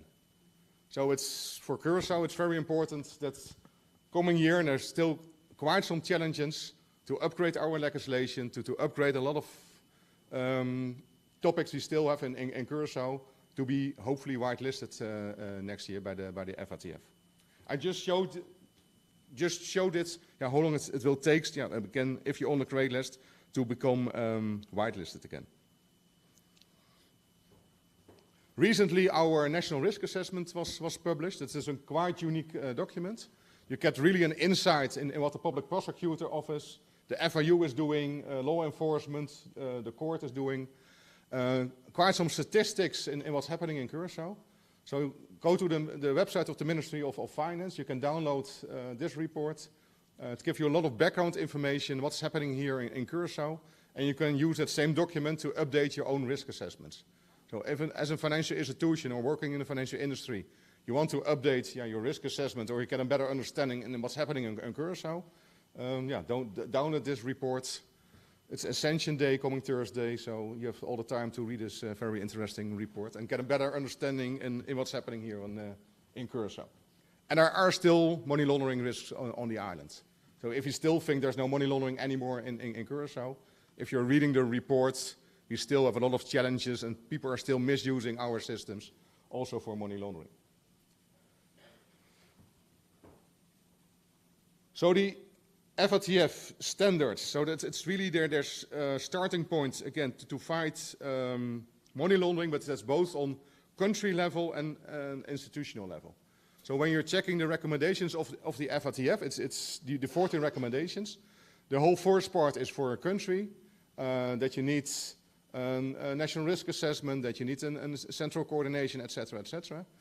Then there are a lot of recommendations for the financial institutions, how to apply CDD, how to fight money laundering, and give you a lot of feedback on that part. Then there's a part on the public prosecutor's office, on the police department, FIU, and also very important, the international cooperation part. That is what is happening in their core issues, that they're really checking what is happening over there. Are you internationally exchanging information? Do you have a central bank? Is everything in place within your country? But then also very important that the FATF is stressing on the part that has to be risk-based.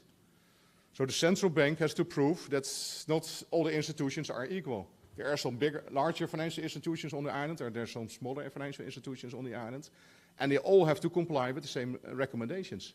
And sometimes that makes it very difficult for a small institution that, hey, why do I have to comply with the same set of standards, the same as like Maduro and Curiel's bank has to comply with?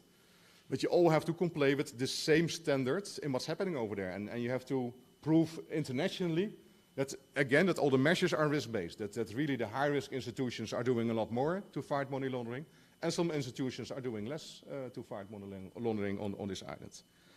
And that whole risk-based, again, that's a main challenge for Curaçao to really implement that. And I guess, there are also many IT solutions for that, so also challenging the fintech companies to really, perhaps also to report and be of assistance to the financial institutions to really implement that part. The other, what is included, that is also related to financial institutions and what we call the designated non-professional businesses and professions, the DNFBPs. I forgot the P, I now see on my slide. So it are the DNFBPs. So not only the financial institutions have to comply with all the regulations, but all the real estate agents, jeweler stores, lawyers, notaries, accountants, trust companies, casinos, the whole bunch, hardware stores these days, car dealers, they all have to comply with the same set regulations. And again, you have to convince that international organizations that they're all complying with the whole set recommendations. So they even can go to Kooiman to ask Kooiman, the compliance officer of Kooiman, hey, is Kooiman fighting money laundering? Or the mijnmaatschappij, I understood they were this morning, they also have to comply with the same set regulations, and sometimes that makes it difficult within a country and what's happening over there. But all the organizations, they have to have up-to-date client information available, information about the ultimate beneficial owner. Today I understood that the Chamber of Commerce is busy to set up such a register, so I'm very happy with that part. But also that you have to monitor your transactions, and you have, that you need to have things in place that you really understand who's your client and what's your client doing. So that's a little bit still the technical part. So that's, I guess, a lot of challenges, but it's still easy. You just can read the law and you just have to have all the compliance files in place at the end.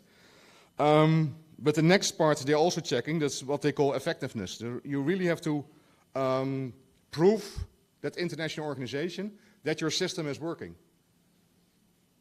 And sometimes I ask people, hey, how can you launder money on Curaçao? Are there some examples today? Or sometimes people say car washes. Sorry? Real estate, but now they have they are under the same regulations. Sometimes people say why car dealers and why boat dealers are not included. Misuse of trade. So there are a lot of perhaps other possibilities on Curaçao to launder your money, and that's not included in our legislation. So at the end, the FATF can still just consider, hey, a lot of organizations are reporting money laundering, but it's not effective because there are still some industries on Curaçao. They are not regulated, and they're not doing very well.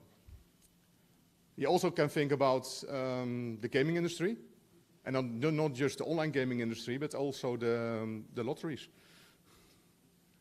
For a long time they had bank accounts, and I never buy a ticket. But some people tell me that you only can pay cash now over there. Sometimes Sino Bay, sometimes School Bay. But there's still a sector that you can misuse for money laundering, and it's not regulated by the government, or we're still lacking of a lot of legislation for the specific sector. So then you have a lot of things in place, but it's still lacking. It's still not effective to really fight money laundering from the whole broad in what's happening in a country. Yeah, so that's really, so the effectiveness is really, yes, there's a central bank there today, but are there on-site inspections? Are they effective? Are they following up? Is the sector happy with the supervision? Is it supervised very well? Are they strict? Did they ever receive fines? Did they pay the fines? So it will be the whole, what's happening over there. They will do the same with the FIU. Is it functioning? Are there people working over there? Do they have the systems? Can they analyze transactions, etc., etc.? At the end, transactions go to the public prosecutor's office. The same questions over there. Do we have enough public prosecutors to fight money laundering? And there was also an interesting report last week in the newspaper that this moment police is doing pretty well, the public prosecutor's office is doing very well. But now the court has some issues because there are so many cases and not so many judges. So there's a lot of cases waiting just to go to the courthouse. And then we have the next challenge, our prison. There's still a lot of people convicted for money laundering, and they're still doing business on our islands. And they're still not sent to prison because we don't have the capacity to bring them there. So that's the whole system when we call effectiveness. So not only if there are the institutes in place, but it's working on the whole to fight money laundering. So there are some technical compliance reasons. Again, I guess that's very easy. You can be compliant, largely compliant, partly compliant. That's still okay. If it's non-compliant or not applicable, is also still okay. But hopefully, we will get the most on that partly compliance part. And then you still can improve that in the coming years to go to a largely compliant or even a compliant part.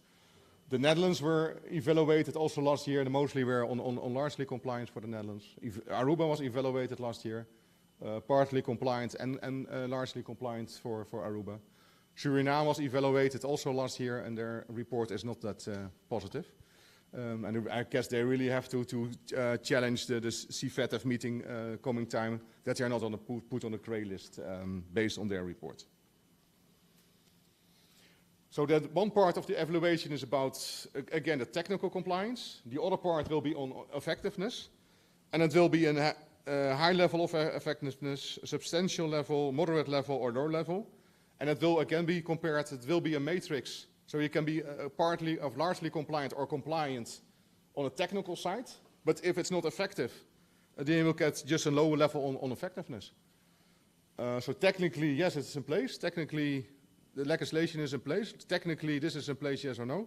But it's not functioning, and it's a low level of effectiveness. So you will still get a low rating from that FATF on that specific recommendation. Some meetings I go more in depth are key and core recommendations, but I guess that will be a little bit too technical during this week. But the evaluation system is quite extensive in how they are doing it. So it's the effectiveness, again, is assessed, and not only the technical way in what they are doing, but it's also important that the evaluation teams will come to a country and also check what's happening over there in what's country, and what's the risk of that country within the financial framework. So Aruba is a little bit at the end of many in the banking industry, in the financial industry. They just have local banks over there. There are no international banks, no offshore constructions, etc., etc. That's why also Aruba internationally is risk-rated as a lower risk country. Suriname is a little bit the same. It's at the end of all kind of payment systems. They don't have any trusts, international banking or whatever. Curaçao is in the middle. We have a lot of international banks, we have a lot of trust companies, a lot of money flows through Curaçao with a lot of offshore constructions and trust constructions. So Curaçao will be evaluated on a high risk level, and they really are testing, hey, what's happening in Curaçao? So if you're perhaps receiving the same report as Suriname, perhaps Suriname will pass the evaluation and Curaçao will fail, because we are in that middle of the financial industry. And a lot of banks are just relying on our banks in what we are doing over here. All the banks in the United States have to rely on our trust companies. They have to rely on our international banks. And if to the opinion of the FATF it's insufficient in what we are doing here, then again we will be a higher risk country for the rest of the world.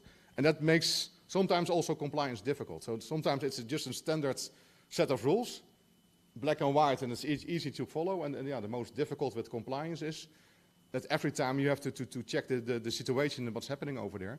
And based on that, they will make their conclusion if it's in high risk, yes or no. So for the coming periods, there are all kinds of planning and consultation with the policy ministry, etc., etc. There will be some self-assessments coming out coming period. There are a lot of meetings today with the FIU, central bank, explaining in what's happening. So they are really updating all the information to the sector. There will be training prepares. We will also be involved in a lot of training to the financial industry and the DNFBPs on what's happening over there. Then they will come down for an on-site visit. During that week, they will have interview with stakeholders, not only with the central bank. They will also invite some real estate agents. They will invite some bankers. They will invite some other people from the industry, and just start asking, hey, what do you know about compliance? Did you ever receive visit from your supervisor? What happened over there? So really testing the system if it's working, yes or no. So they're not relying on all the statistics they received already, but they really are testing in practice in what's happening over here. And of course, then they will have a draft report and a final report. Yeah, and then it's a little bit the timeline with the mayor. Hopefully, it's a positive report, yes or no.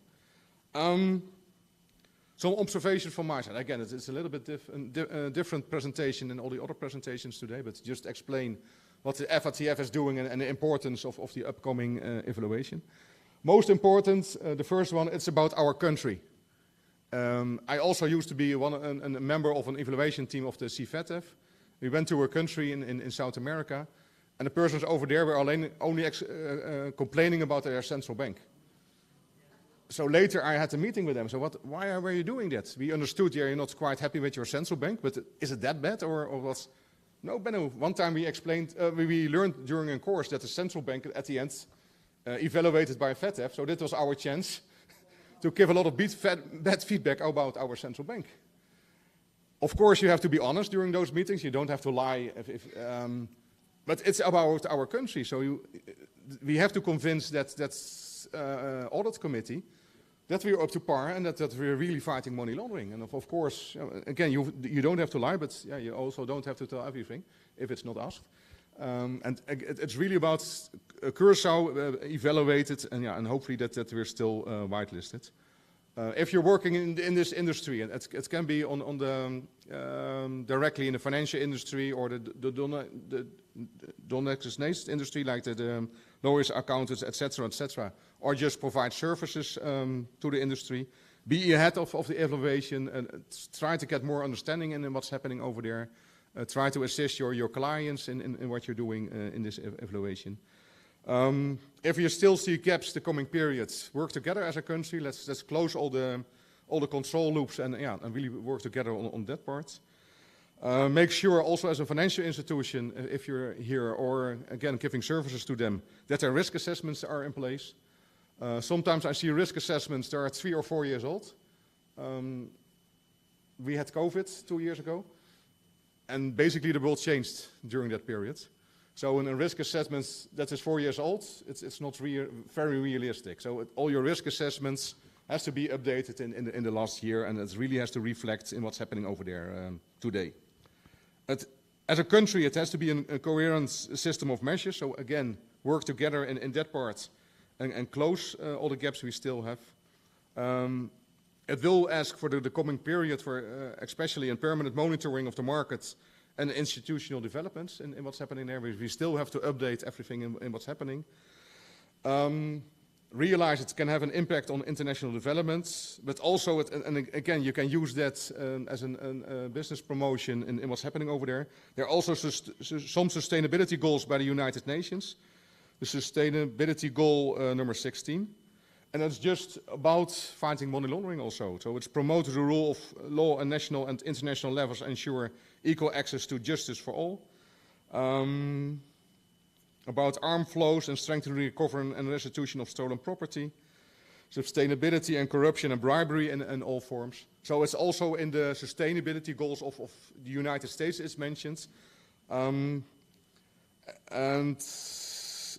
that will be in 2013.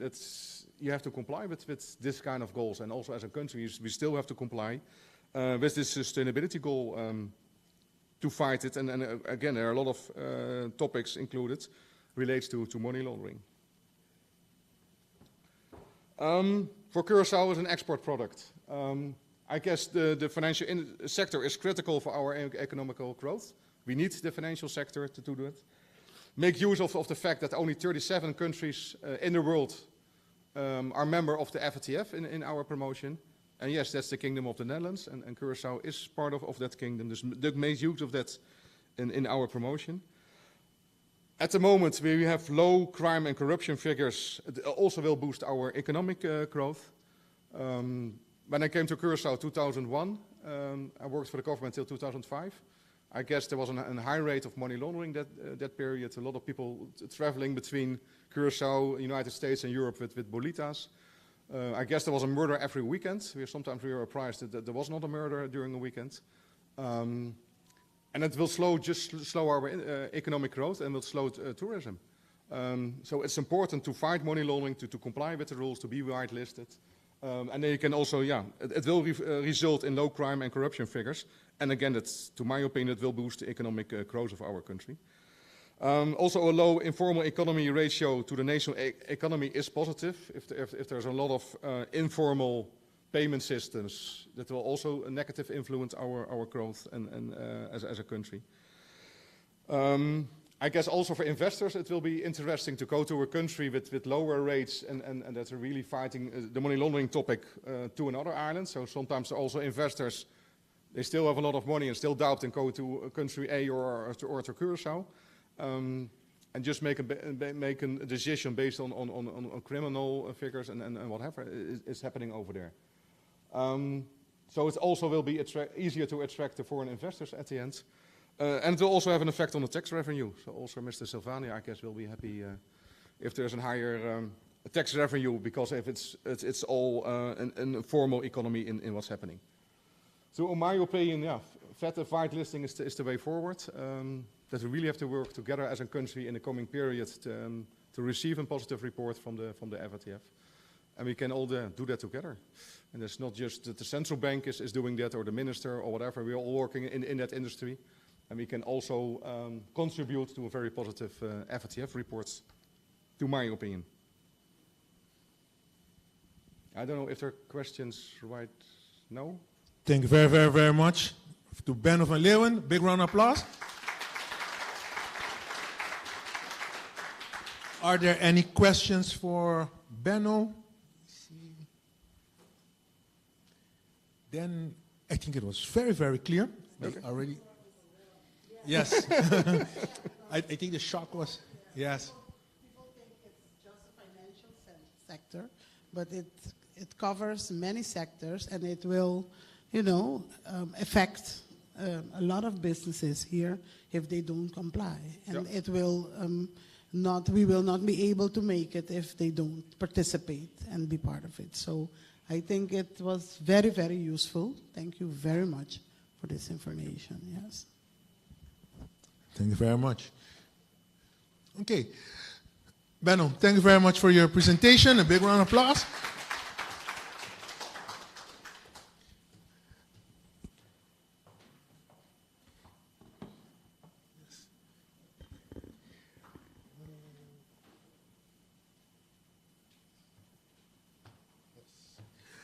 And now we're going for our next presenter, which is going to be Ms. Caril Bertrand, attorney at law at Bertrand Legal and Intellectual Property. And she will be talking with us about the advertising campaign about Legally Complain. Is our advertising campaign legally complain? So, Ms. Bertrand, Caril Bertrand has a Master of Laws from the University of Curaçao. She obtained this in 1999 and is an attorney at law of intellectual property consultant and trademark patent agent, and provides lectures and training on various legal subjects for companies, government institutions, and the public. Caril founded her firm Bertrand Legal and Intellectual Property in December 2013 and services the Dutch Caribbean, the wider Caribbean, Latin America, Europe, the United States, and Asia through her broad international network. Caril speaks English, Dutch, Spanish, and Papiamento. She counsels and represents local and foreign corporations and individuals, including musicians, artists, and athletes, on matters of intellectual property, advertising and promotion, health and pharmaceuticals, contacts, sport and entertainment, and regulatory compliance. Caril served as a legal expert Dutch Caribbean for COSME's research project on intellectual property as a competitiveness tool for SMEs in the Caribbean OCT. Caril is a frequent speaker on copyright, trademarks, trade names, and advertising law. She presented on legal aspects of advertising and promotion regarding the Dutch Caribbean islands in seminars in Jamaica and New York City, USA, and several webinars with colleagues from the Dominican Republic, Trinidad and Tobago, Jamaica, Mexico, Germany, USA, Argentina, UK, South Africa, the Netherlands, and Turkey. Her most recent presentation was in St. Martin. In September 2022, an upcoming invitation also on St. Martin Bureau of Intellectual Property on strategies to combat counterfeiting and in the Dutch Caribbean during the anti-counterfeiting seminar organized by the St. Martin Ministry of Justice. Caril's membership includes Global Advertising Law Alliances, GALA, International Trademark Association, ENTA, and Intellectual Property Caribbean Association, IPCA. As such, she coordinated policy dialogues between Jamaica and Curaçao on anti-counterfeiting by bringing together various stakeholders from the public and private sectors in both countries, and continues to guide colleagues from the other countries in facilitating similar discussions.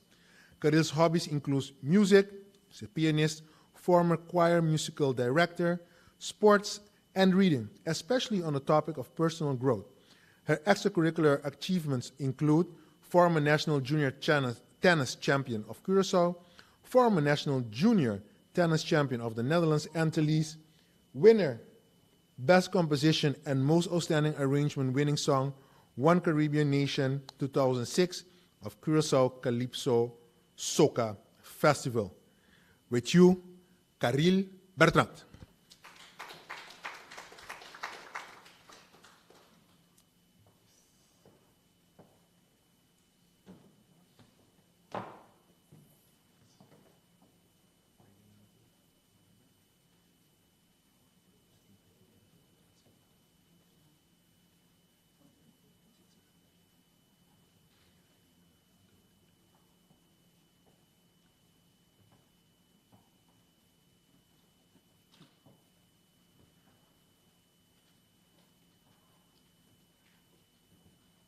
Good afternoon.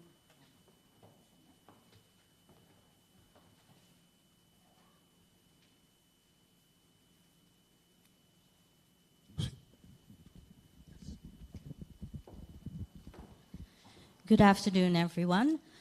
Thank you very much, Mr. Villarreal, for the introduction, and also thank you to the Ministry of Economic Development and also SINEX for the invitation to speak on advertising law. It is rather strange because you would think, well, advertising campaigns, are they subject to legal rules? As a matter of fact, yes, they are. When I first started my practice, I received various requests from clients from abroad asking to check on their contest rules, advertising campaigns in the Dutch Caribbean to make sure that they were all legally compliant. So this afternoon, I'm just going to walk you through some of the basics, what is happening here in the Dutch Caribbean, the rules that we have, especially in Aruba, Curaçao, Sint Maarten, and the Caribbean Netherlands. Being Bonaire, Sint Eustatius, and Saba, especially for the virtual audience that is following us, that is not too familiar with our jurisdictions, and also some of the laws that we have. And finally, I'll be walking you through some of the aspects that should be considered when advertising abroad. So there's no general advertising law like in some countries. So it's basically depends on the type of products and services that you will be advertising, that we will be looking at specific laws and regulations. So there's no social media law like in some countries. We would look then to the rules that apply to digital marketing, the e-commerce, and I will be discussing that a little bit in depth later on in the presentation. And no rules on influencer regulations. That is just the contracts with the influencers, and there we will have to just provide for the specific stipulations and the rights and obligations of parties, as well as ambush marketing. We do not have a specific law on ambush marketing. Ambush marketing is just when there is a very famous event. Take, for instance, the World Cup, and then they have their official sponsors.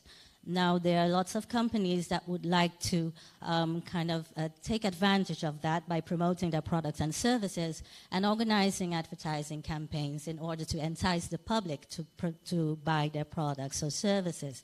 That is actually not allowed, and several companies have also approached us to advise on the matter where we have advice about that as well. But there is no general law about that, and we would have to look more at the general civil law where that is concerned, and also intellectual property laws, such as copyright and trademark rights. We do not have a general regulator, so there is no specific authority that would regulate all of advertising. Rather, we would depend on the specific topic at hand, which would be the regulator. For instance, for promotions involving contests that are games of chance, we would look to the Curaçao Gaming Board. If it regards something that regards pharmaceutical products, then we would look at the health authorities. We have in the Dutch Caribbean, that is Aruba, Sint Maarten, and Curaçao, and the Caribbean Netherlands, we do have similar laws across the board. but we have to be aware of specifics. And a question that is frequently asked is, seeing that we are part of the Dutch kingdom, would Dutch law apply to our territories? And that is not the case, because each one of these 4 jurisdictions has their own laws. So there are advertising provisions in several laws, depending on what you will be advertising, how you will be advertising the specific platforms and whom. And regarding disputes, we would have to look at the courts in order for them to finalize the disputes between the parties.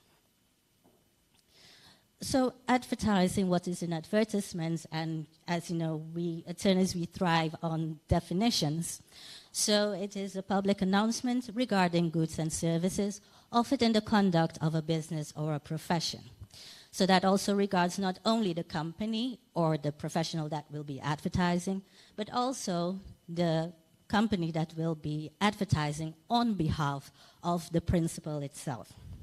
So as I mentioned, it depends on where you will be advertising, what type of product or services will be advertised, how it will be advertised, so the platform that will be used, so that can be broadcasting, it can be social media, it can be billboards, and also the content, the advertising content. There are also rules that govern that. Are we talking about contest rules? Are we using people? Are we using logos? Are we using copyrighted material? All of that has to be checked and cleared.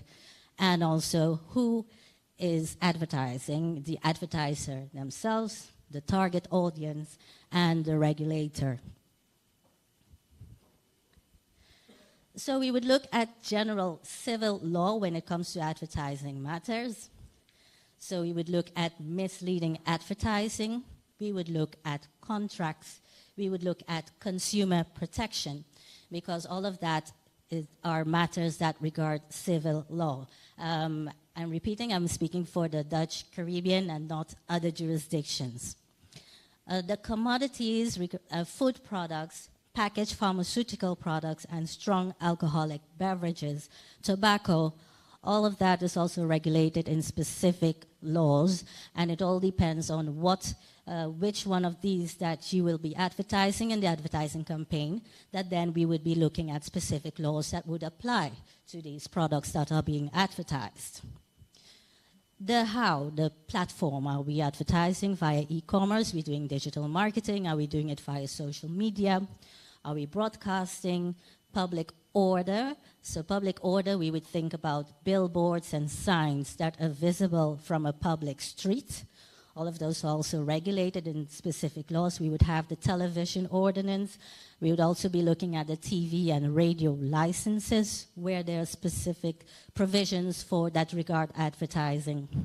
Games of chance, as I mentioned, are considered a lottery, so we would be looking at the lottery ordinance, where those promotions are concerned. And of course, intellectual property, if we will be using any copyrighted material, if there are any trademarks and logos involved, and also if images, people will be used also in the advertisements, where you will see their portrait, which is image and likeness, and also if their voice will be used. Last but not least, a very important part is privacy. You'd be saying, well, why would privacy be part of advertising? Simple. If you're organizing a contest, for instance, a skill-based contest, where participants would have to write an essay, for example, they would have to put on the entry form, you would be collecting their personal data. They will have to write their name, their address, date of birth, ID, and so on. And all of that is personal data that the advertising will be collected. And there are specific rules that govern the use and processing of personal data. So privacy legislation must also be considered where advertising is concerned, especially where the advertiser will be collecting personal data. And not only the advertiser, but you have to imagine maybe the advertiser is not the one that will be storing the personal data. They will be engaging a third party to store the data. Where is that data being stored? Is it being stored here in Curaçao? Is it stored maybe somewhere in Latin America? Is the server somewhere in Europe or in another country? So all of those are very important considerations to bear in mind when going through the legal compliance of advertising. So that's why it's important in the advertising campaign to actually define what we are talking about. Are we talking about a contest? Will personal data be collected, etc.? Because we will be dealing with all of these laws that regard these matters. I found it actually strange when I heard about advertising and legal compliance, because I thought, well, the people of marketing are just doing what they have always been doing. Very creative, and they come with an advertising campaign. And as I think some of you will know, as soon as you run something by legal, they put a stop to it. And all the creativity is lost because the people from the legal department or the outside attorney always comes with ifs and buts, and you cannot really run it as it was originally thought. But legal is just looking out for the company and to making sure that there's spirit of lawsuits, because if these are not cleared, the advertising campaign cannot run, the products cannot be promoted, nor the services, and then there is no turnover. So everything kind of has to do with each other. So again, some general considerations, the advertisement, what that is, and a very important point is that the advertisement must not be misleading. So that regards as well the advertisement itself, but also the label and the product packaging. Why the label and the product packaging? Because it's saying something about the product. So all of that must be truthful. So what is misleading advertising? We have to avoid for the advertisement to be misleading. So in other words, the advertisement has to be true. It has to be complete. So no details must be left out. And it must be an accurate product impression.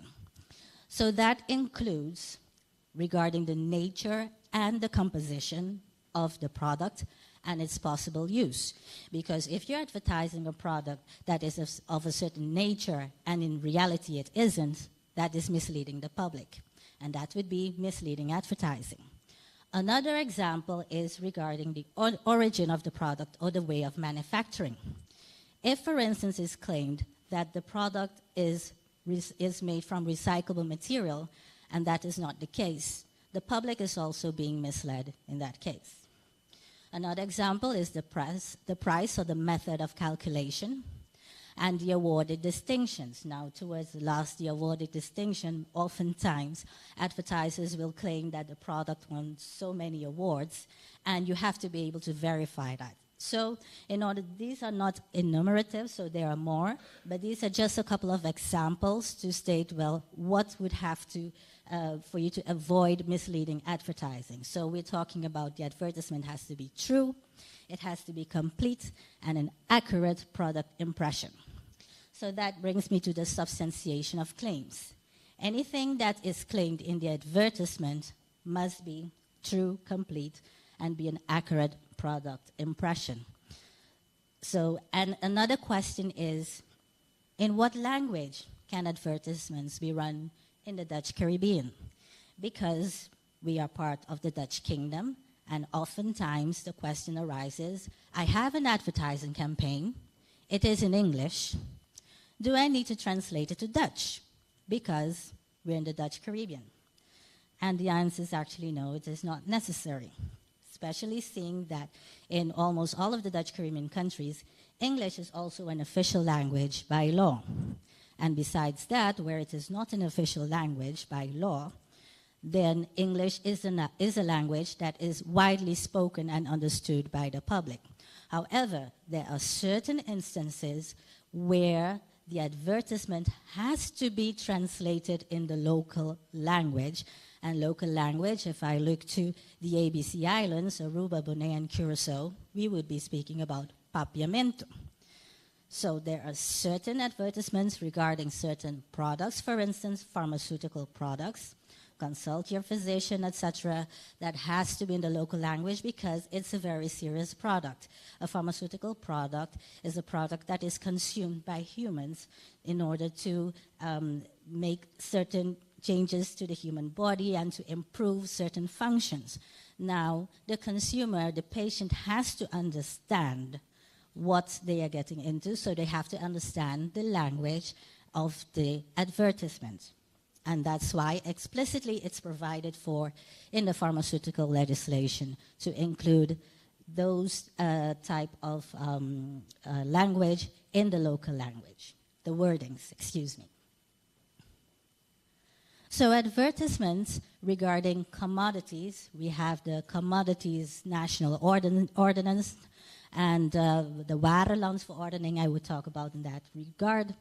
And that says that all advertisements regarding commodities must be in conformity with the requirements for product labeling and product packaging, and also the marketing of those products. And again, this law always also talks about to avoid misleading advertising. So what are the requirements for product labeling, packaging, and marketing? It regards the following: a true reflection of the label and package information. There must be no extraordinary health or safety hazards. The product must be suitable for use, and the product composition, characteristics, and the state must not be considerably less than the public expects. So these are the requirements for product labeling, packaging, and marketing. Of course, when we talk about food products, there are certain requirements that the label must comply with, such as ingredients, etc.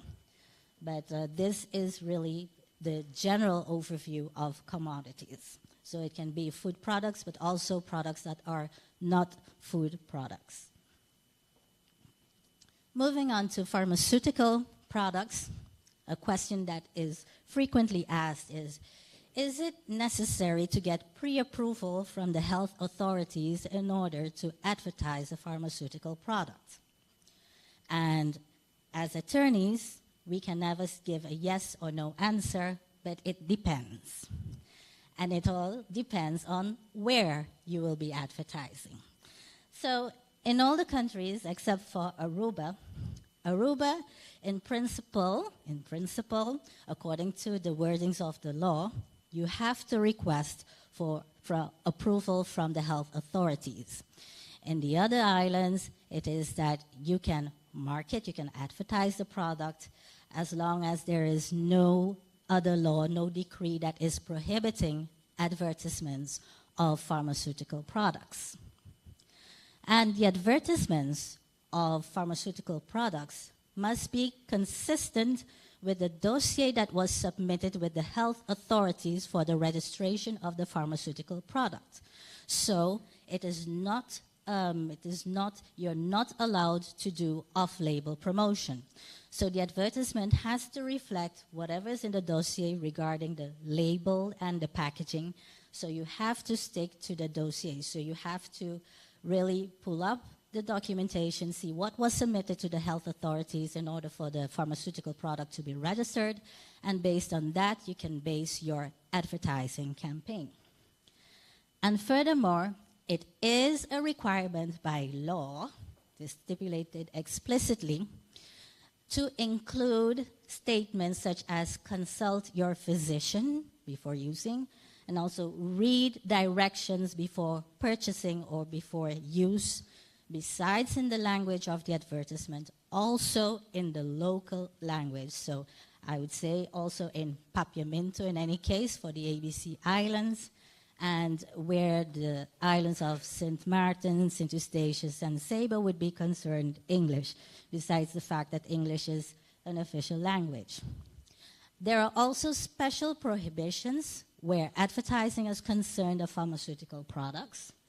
And this is, for instance, that you have to limit the persons that are actually depiction of persons taking the medication. You are not also allowed to use celebrity to promote pharmaceutical products, because it is actually seen that things that celebrities do, the normal public will also want to try them. And the use of children for adult medications is also not allowed, because that would give a wrong impression. And you're not allowed to guarantee the success of the pharmaceutical product because it might work differently with different persons. So these are a couple of the special prohibitions that apply to advertising of pharmaceutical products. Moving on to television and radio advertising. Television and radio advertising have specific provisions where certain products are concerned. And that is especially strong alcoholic beverages, pharmaceutical products, and tobacco. Tobacco mainly in the Caribbean Netherlands, where you would have a specific provision in their law regarding tobacco, and then pharmaceutical products and strong alcoholic beverages. And it is remarkable because not only are strong alcoholic beverages, the advertisement are not allowed to be aimed at minors, and there is a certain time slot where they are allowed to be advertised, and that is between the hours of 10 p.m. and 1 a.m. That is only the time slot according to law. One may argue that maybe the law might be a bit outdated, but the fact remains that it is the wording of the law, that it states between 10 p.m. and 1 a.m., and the duration of such an advertisement may be maximum 60 seconds. For advertisements regarding billboards and posters in public spaces, now, another definition according to the public ordinance, Landsverordening Openbare Orde, and what is defined as a public street. Now again, you can say public spaces, you say a street, we can understand that. You can say a park, we can understand that. Bridges, sidewalks, but water surfaces. And that is really interesting because one would not think as a water service as the public street, but indeed it is a definition. And so if an advertisement is placed on a water surface, the rules of this law have to be observed because you might need maybe permission from the government or an exemption. And of course, if we're talking about a property that is owned or leased by someone, you would also need the permit, the authorization of the owner or the lessee of the property to put an advertisement, a billboard. Person-to-person advertising is prohibited if public order is disrupted, or if it's threatened, or if it is morally insulting. Digital marketing, e-commerce. As I mentioned, we do not have a specific law for social media, but that does not mean that social media there are no rules to advertising on social media, because we do have an e-commerce ordinance, which applies for all the islands. They each have their specific e-commerce ordinance. And there is another definition because it targets specifically commercial communication through electronic means, and that communication must be targeted at the conclusion of agreements.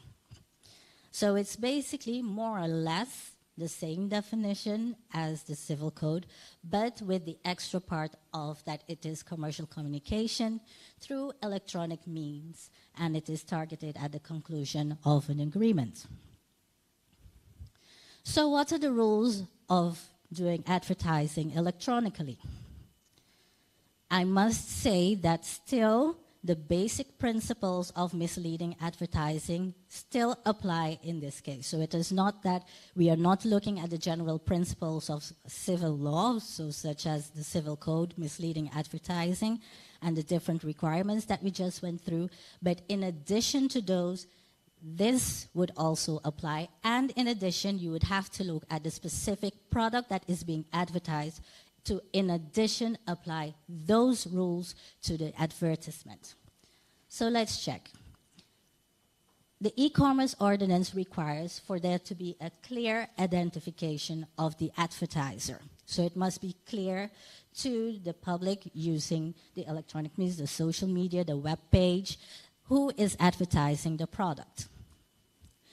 The advertisements must be recognizable as such, so the public must understand that it regards an advertisement.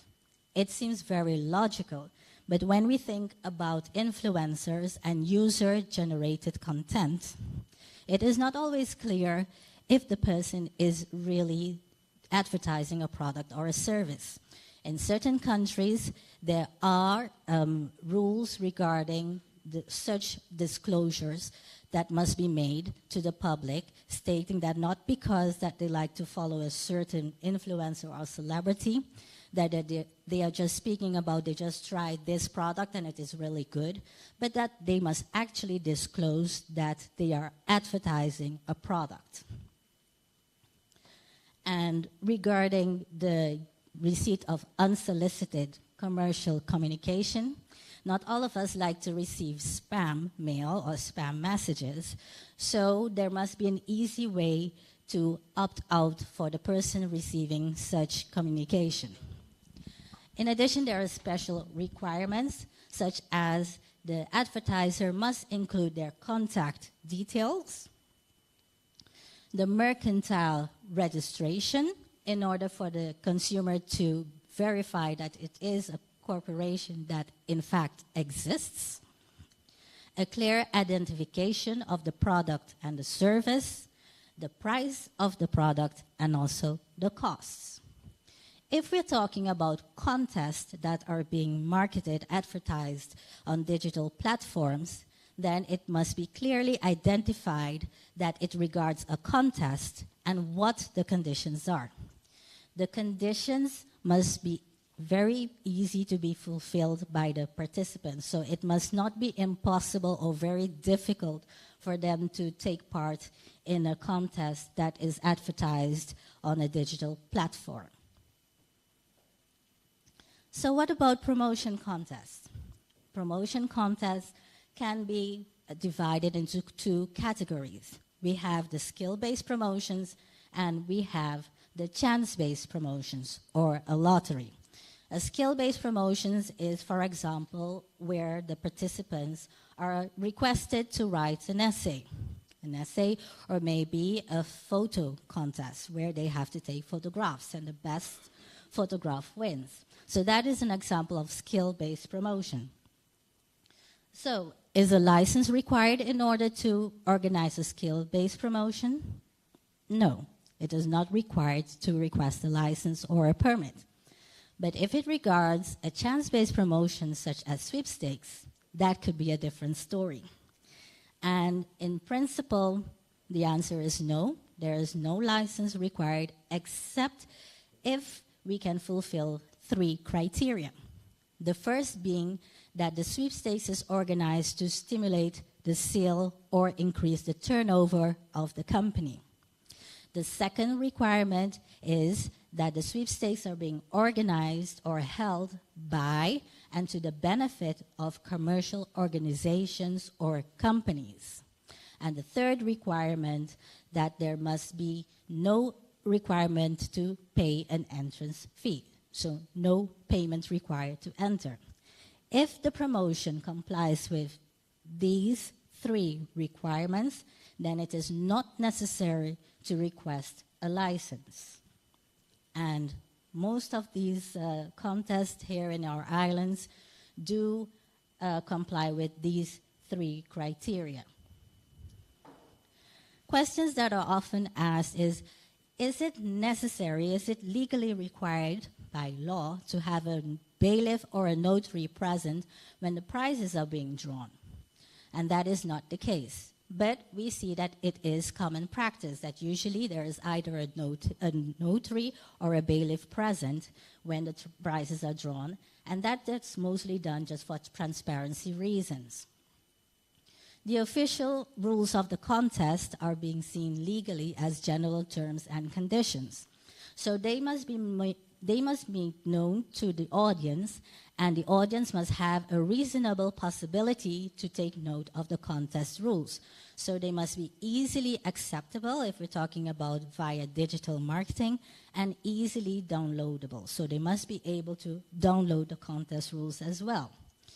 Ownership of entries is possible, But do bear in mind that the copyright exists during the life of the author, the participant in this case, of a skill-based promotions, and 50 years after their death. And copyright can only be transferred in writing. And that's why many times in contest rules you see that the participant commits themselves to sign an additional instrument where the copyright of the entrance is being transferred to the advertiser. So that is the reason that they have such a clause in the contest rules.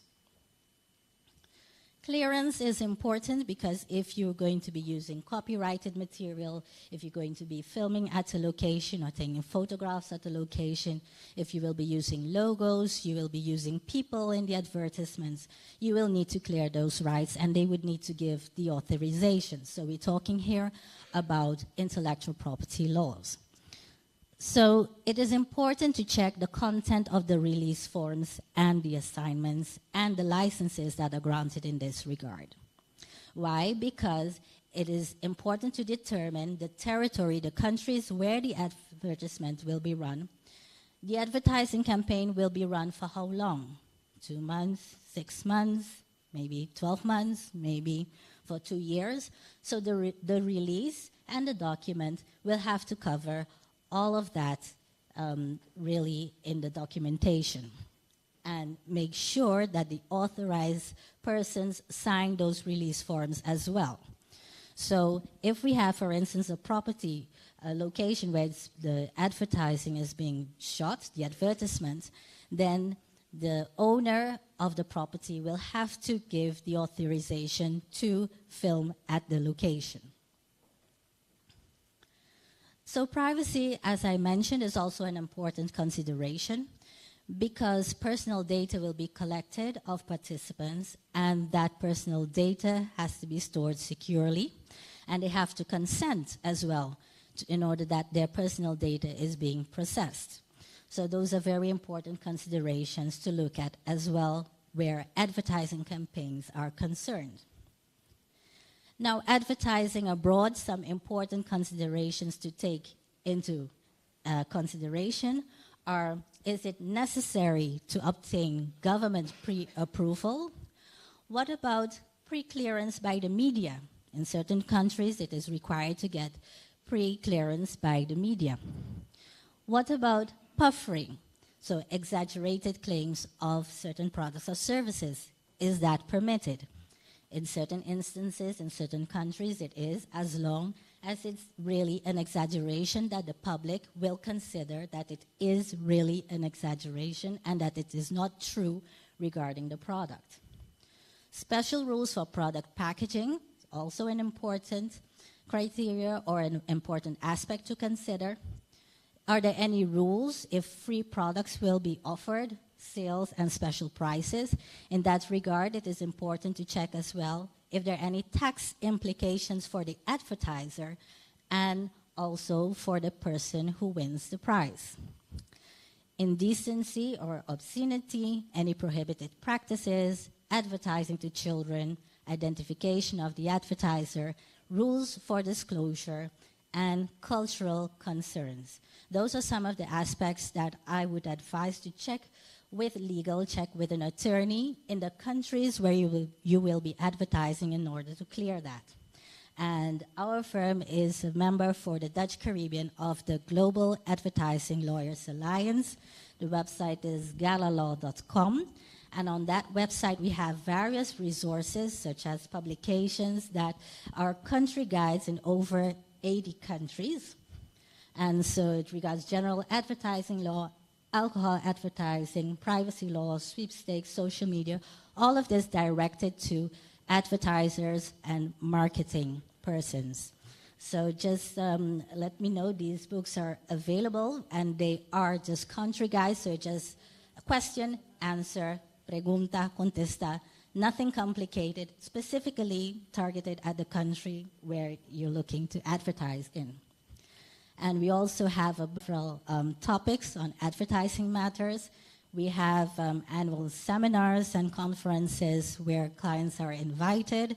I have taken part in one of those seminars in New York where we spoke about a global advertising campaign, and it would be really great to welcome maybe one or more of you where we have these seminars. But there are also webinars that you can also check out different topics on advertising.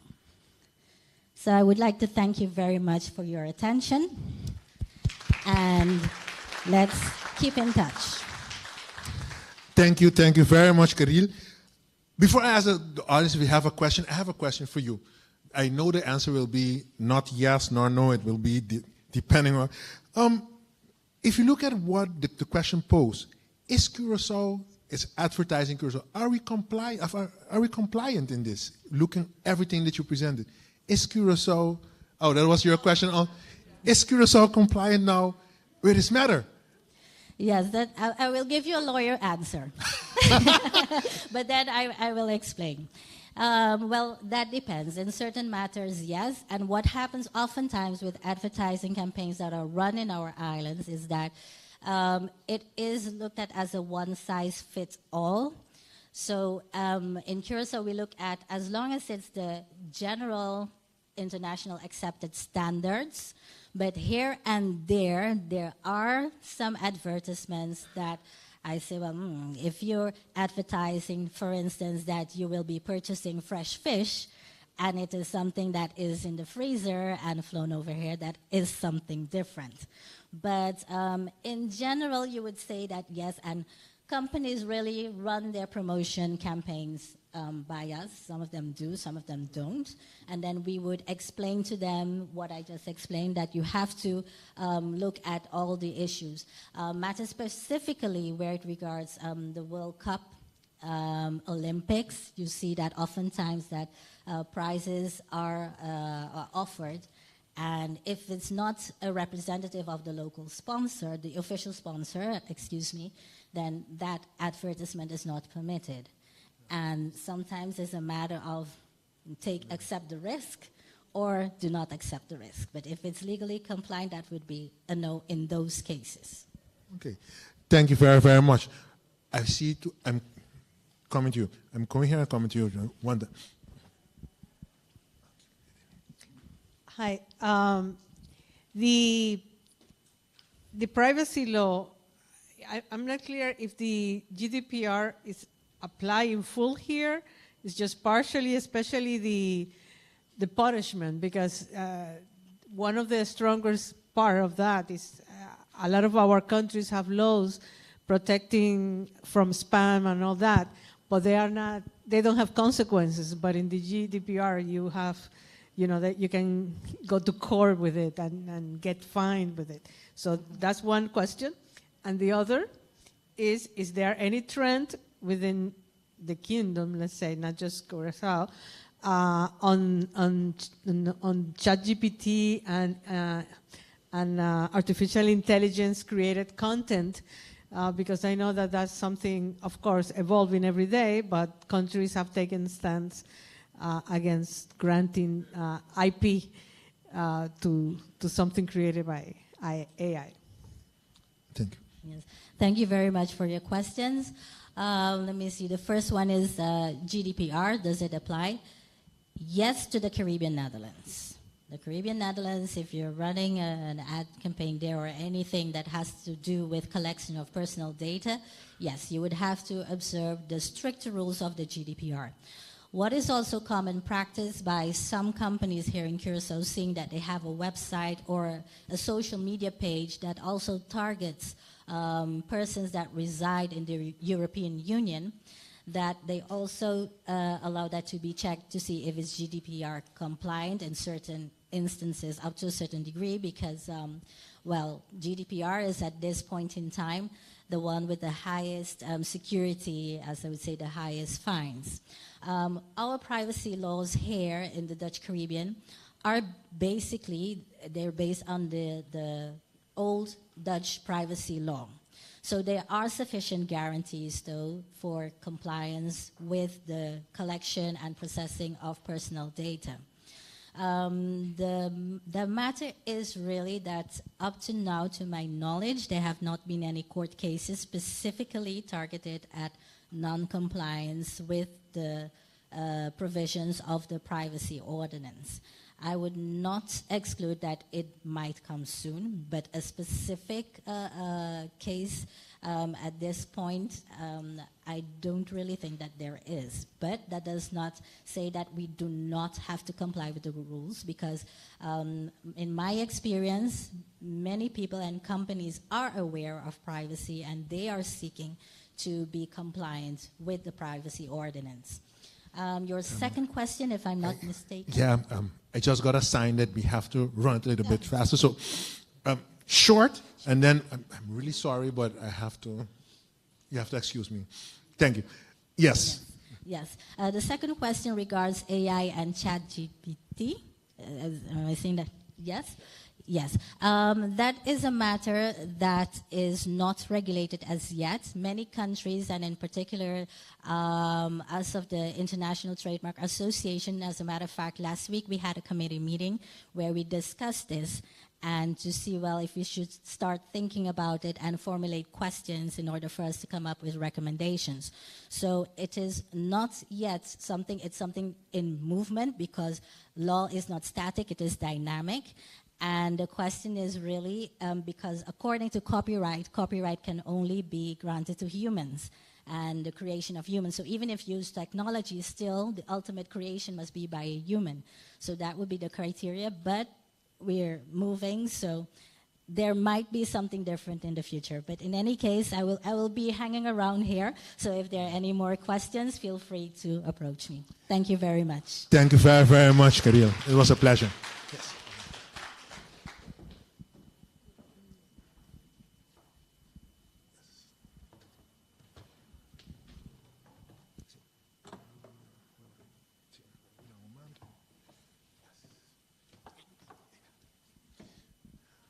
Okay, so we've seen time is running out. So for our last speaker, we're going to Mr. Luc from Colectivo. And they are founders of Colectivo. And we will be talking, we're having an open conversation with Luc Weber about Colectivo and the untapped potential of exporting natural assets. With you, Luc Weber. Yes.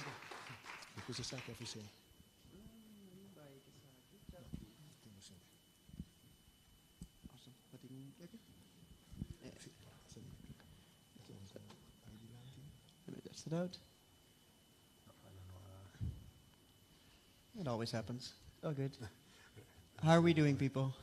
The final session of today. I respect all of you for staying here the whole day. That's beautiful. All right. Oh, now I did a bunch at the same time. You got a sneak preview. Wonderful. I'm excited to be speaking in front of you today at the final session of this first day of the Curaçao Export Week. An export week that I've attended. I think this is the third time that's happening. I think I've attended all of them. I'm happy that it's in person again. My name is Luc Weber. I was born and raised in Curaçao. I spent the past 7 years in the Netherlands building impact startups. And in my journey as a tech-driven social entrepreneur, I've seen a couple of things pass by where I say, hey, this could have a really big impact for our island. And today I'm excited to share one of those things with you. It is the potential of realizing natural capital. What I'm going to do is I'm going to give you a brief overview of different types of capital. I'll show you why natural capital is one of the most promising types of capital, and then also give you some takeaways on how we can realize that as Curaçao. Let's start with capital. When you hear the word, you think about wealth, about rich, about who has a lot of capital. Anybody? Nice. There are various types of capital, but ultimately it allows you to increase your ability to create or generate value. So by holding capital, you're able to create value.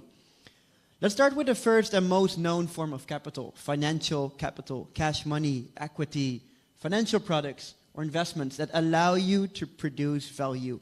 It allows you to take on resources and generate value. This is a very limited view on capital. It's just the cash money, but there's much more in creating value. A second one that is well known nowadays, human capital.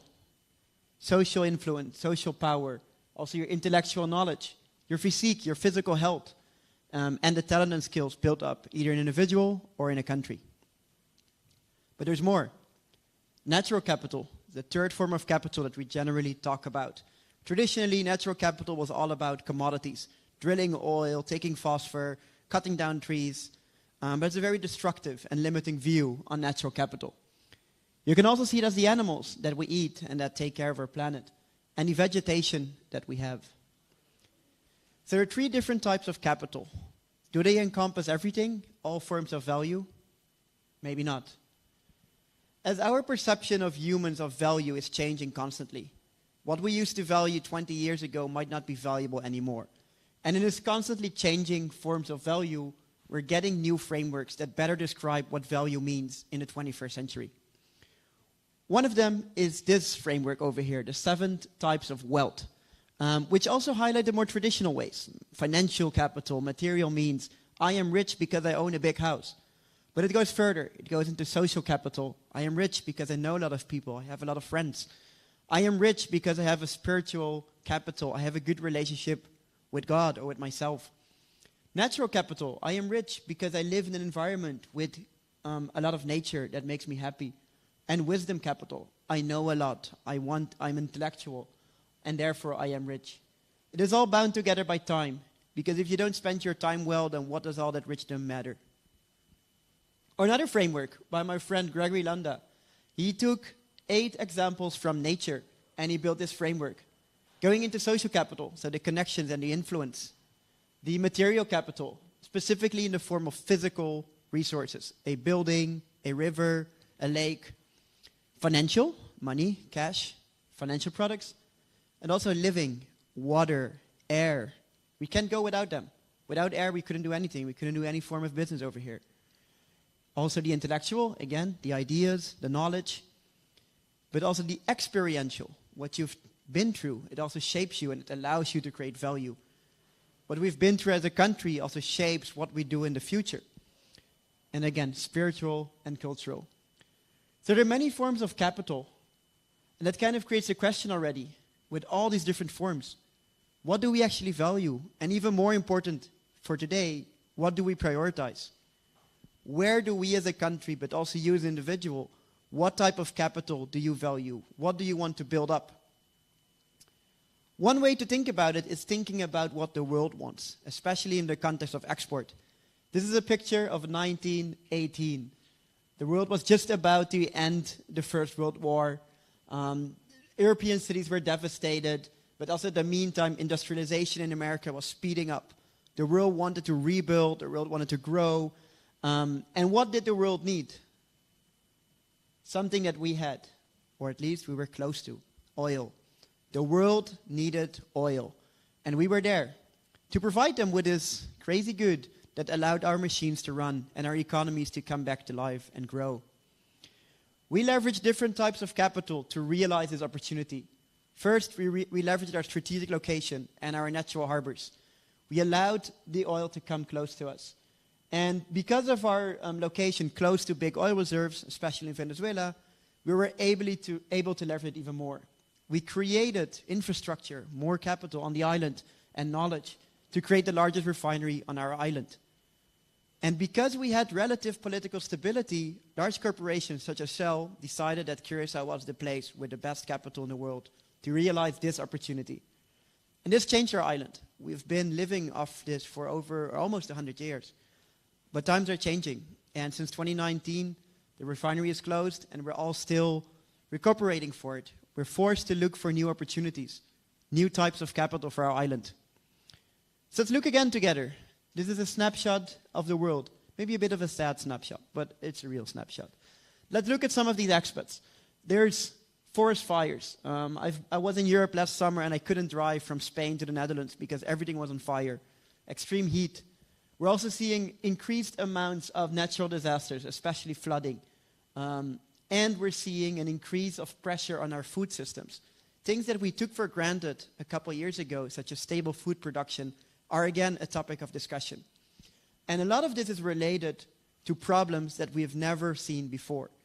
Problems that are global, connected, problems that we need to solve, not just as one country or one community, but as a globe as a whole.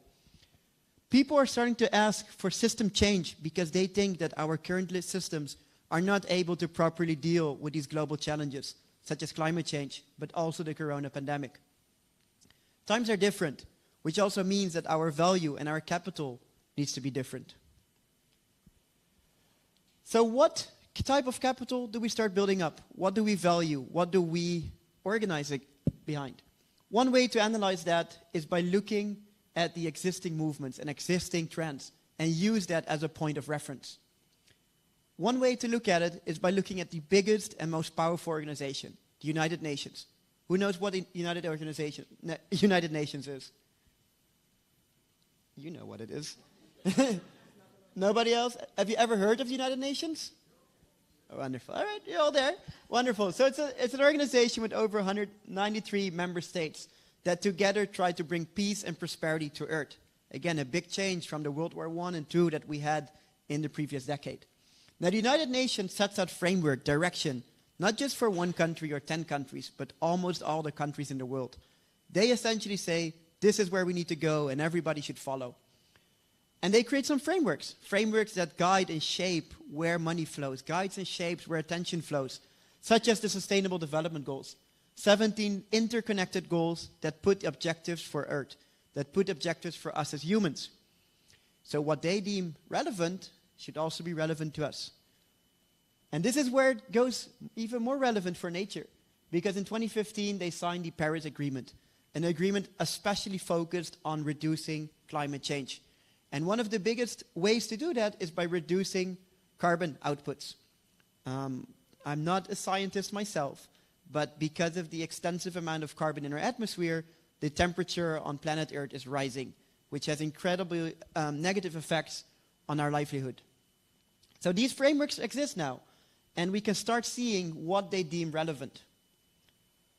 And this is where natural capital comes in. It's a framework, it's a way of valuing natural capital that is becoming more and more popular, especially the past decade. By looking at so-called ecosystem services, which are the value provided by nature to our economies, such as clean air, clean water, protection against natural disasters, but also simple things like a banana or a tree. We're able to value the input of nature on our economies, and that value is incredibly large. $33 trillion a year. That's 20 times larger than the crude oil market. 20 times more valuable. Now, just thinking about that value doesn't really help. We still need to find a way to realize that value and make it back into physical cash, or at least some form of capital. And this is where an interesting development is taking place. It's called the carbon credit market. Who has ever heard of a carbon credit? Anybody? 1, 2? Never heard of a carbon credit? No idea what it is? I'll give you an introduction. So because of the Paris Agreement, countries are required to limit the amount of carbon that they put in the air by law. They're not able to say, oh, no, I'll do it next year. No. They all agreed, we are going to reduce carbon. But if I'm part of a country that's making a lot of money by, let's say, burning trees, and I want to keep doing that, what I need to do now is purchase the rights from another country that is actually doing good for nature. So imagine if I'm a German company, I make cars, but I'm polluting heavy, big smoke, whole day. For me to keep doing that and keep making money, I need to purchase a piece of rainforest in Brazil and protect it to kind of feel good about myself.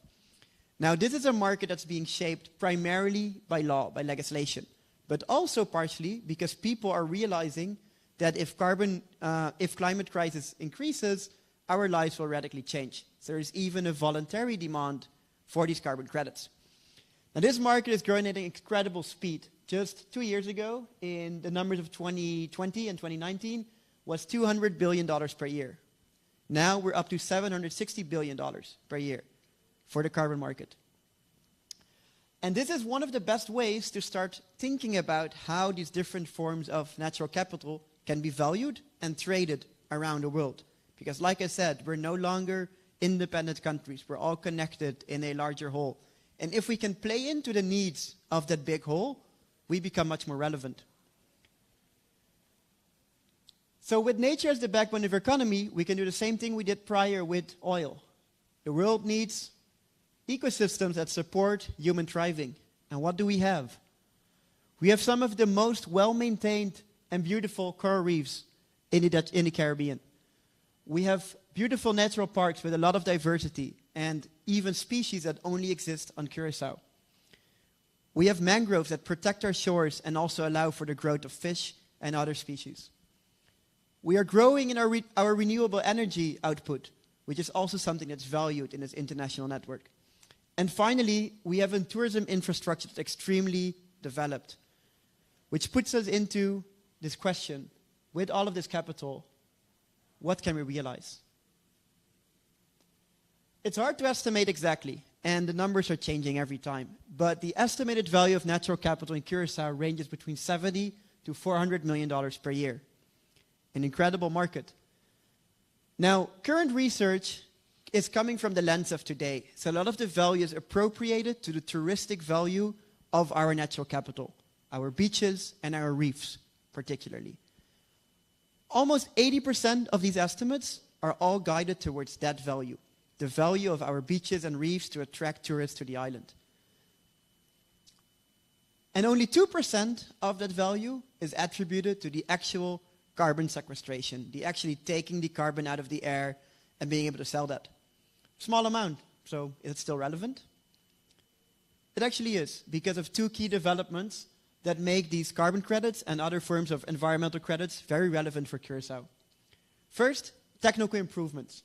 New technology is becoming more efficient and transparent in creating these credits, which leads to better pricing, higher prices, but also the ability for small countries like Curaçao to finally tap into this market that was previously too big and for us to play a role in. And even more important, the increased valuation of natural capital. We're getting better at understanding the true value of nature. Would we all agree that 80% of our value of nature is for the touristic value? I don't. I think there's way more to it. There's the fresh water, there's the fish, there's the cultural aspect. It means way more than just that part of tourism. And so are other people realizing that. So there are different types of credits that are emerging now, such as biodiversity credits, being rewarded for having a lot of biodiversity and maintaining that. And then it gets interesting, because it's not just the carbon, it's the biodiversity and maybe the cultural value and maybe the social value. So carbon credits on itself are just a means to an end, a means to develop Curaçao in a way that builds up our capacity. And by doing that, we can shift from a traditional model that has been dominated over the past century, where in the middle you see socioeconomic growth, so the well-being of our island or our people. It always came at an expense of ecological and biocapacity. So in order for us to grow, we had to destroy nature. We had to break down a big reef to build a new hotel, and that was the only way forward. But now we can start thinking of a model that isn't extractive by nature, but is actually what we call regenerative, so that we do economic development that grows our natural capital, but also our other forms of capital. That with every dollar that we make, we aren't just creating the conditions for $1 to keep being generated, but we actually make it easier to make $1.10 or to make more value. So again, going from a model that takes to a model that grows and allows us to compound those benefits to create an economy that continues to become more and more relevant in the global context, which ultimately, hopefully, leads to better lives for everybody and everything on Curaçao. So by embedding natural capital in our economy, Curaçao can build up the required capital to become a front runner in the global 21st century economy. But how do we do it? I'm going to be honest, I don't have all the answers. This is something completely new. We're all still learning, but the signs are there. And I have a couple of insights. First, we need to progress research and development. We need to better understand the potential of natural capital, but also how we realize it. We see it's there, we know it's there, but how do we get it? That needs some research. Policies should continue to value and prioritize long-term natural capital development. If right now in the next 10 years we break all our reefs, we break all our mangroves, we cut all the trees, there won't be much left to regenerate. So we need to think about it now and taking that natural capital value into any decision that we make as an island. We need to ensure that that natural capital development doesn't become our only focus, that we don't make the same mistake that we did with financial capital the past century. So we need to make sure that natural capital development goes hand in hand with societal development, economic development, and all different forms of capital that we discussed today. We need to continue to support international partnerships because, like I said, we don't know everything, but by working together, we're able to expand our horizon. Just last week, I was in Aruba attending a sustainable tech event, and we bumped into a lady that's working on blue carbon in Aruba. And she's actually coming to present on Friday on the Blue Economy Day. And those are the things that we need to do to move the needle. Join forces, learn from each other so we can realize this potential as a region. And finally, enabling experimentation and ways for pilots to actually grow and scale. We need to find ways to learn as fast as we can, and once we have proof of a success, we need to be able to replicate it and keep doing it at a much larger scale. If you're interested in this concept of a regenerative economy or want to realize natural capital, you can read the Colectivo Curaçao Impact Report. It's a report created by the Colectivo Curaçao Foundation, an organization I helped start. We discuss a lot of these topics, but also show all the efforts we've been doing in Curaçao. Or you can join us this Wednesday or Friday during the Curaçao Export Week at CoLab, our innovation center in Curaçao. And you can also join us anytime after that, where we do a lot of innovation experiments and programs. That was the presentation part. I'm super eager to take questions and go deeper. Thank you so much. Thank you very, very much, Luc. Are there any questions? Yes, I see one all in front.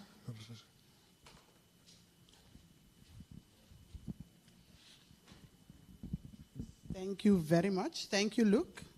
I am very happy that you're here with us.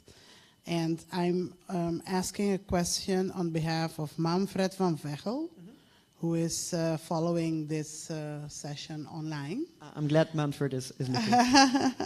So Manfred is asking, have you also studied the possibilities of biodiversity credits? This might be an option that is even more interesting for us, according to Manfred. Where's the camera? Is that a camera from Dr. Manfred? Both of them. Really good question. And it's actually something that we were moving more and more towards as we saw the numbers that biodiversity is very valuable in our region. However, when we started working with some experts that have already created carbon credits, they suggested that we don't focus on it right now because the market for carbon credits is much more developed, which means that the pricing is better, the frameworks are better. It's just much easier to realize. And what you can do is you can actually create a carbon credit with a so-called co-benefit. So you're still selling the carbon credit, but in addition to it, you're also adding some biodiversity points to it. And that's one of the better ways that they have suggested us to approach it right now, just because the biodiversity markets are so young that it's going to be really hard to do that properly. But it's definitely something we're looking into. Thank you very, very much.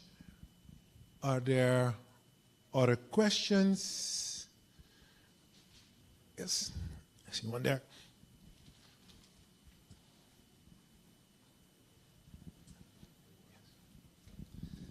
Nice presentation. Thank you for opening the wider horizon on this part. Really appreciate it. Can you share some recent developments for countries that traded the natural capital of there, and maybe in translation to its financial impact for these countries? Yeah, definitely. Do you want a good or a bad example? Both. Both. Let's start with bad. A couple months ago, there was a very big announcement, I think it was by Forbes, that over 85% of carbon credits are a big fake. The projects aren't real, it's not really happening. And that is because a lot of the carbon credits are produced in what they call developing countries. So countries that often have less resources natively, so people get potentially a bit greedy or aren't really able to structure it well, especially in Brazil and Russia. They sell a lot of big rainforest promises, but then ultimately they still chop down half of the forest. So that's a kind of a bad development taking place, and the market isn't really sure what to do with that information. Do we now discard this whole concept? Not really. So then we go into positive developments. I'm working with a team called the Open Earth Foundation, and they're working with a group out of Costa Rica on the idea of putting natural assets on the balance sheet of a country. So even in the United States, they have what they now call the natural capital strategy, and they're trying to really not just value it for the carbon, but really putting natural capital on the balance sheet of the country. And as a result, the protection of nature and development of it is greatly stimulated. So it's really an effort of, are we doing the right thing? If you don't do it, it's potentially could be a big fail. And then also, how much do you value it, and how does it influence what you do with it, but also what you get out? So in our region, especially countries like Costa Rica, Colombia, Brazil are generating good revenue from these carbon credits. But like I said, some of them might not be as good as they show to be. I think also one nice example, I think, was Hong Kong, if I'm not mistaken, where Goldman Sachs created this new green bond, which also eventually comes down to the same type of concept. Mm-hmm. And maybe another concept in relation to the green bond. A good development, like I mentioned, the natural capital value is probably still estimated on the low end. So a good development that you see is that the projects that start producing natural capital, they often finance that by selling options on the carbon credits. So essentially giving a promise that you can buy them for an X price in the future. However, we're seeing a trend where more and more projects limit the amount of option to a small amount because they're all generally under the assumption that the price is going to increase tremendously. So that's also showing a sign of, hey, the financial people are estimating that carbon credits and natural capital will be more valuable, and that's why they're very interested in getting these options. So it's another sign of the market that this is a growing sector. Thank you very, very much, Luc Weber. I see no other hands raised, so no more questions. A big round of applause for Luc Weber. Thank you so much, Mr. Danke. And don't forget to join Collectivo, either at CoLab or online. Thank you very much. Thanks so much. Yes. I'm sorry? Oh, the 17th for the expert week is already full. So then the Friday. So this coming Wednesday is already full, the Friday.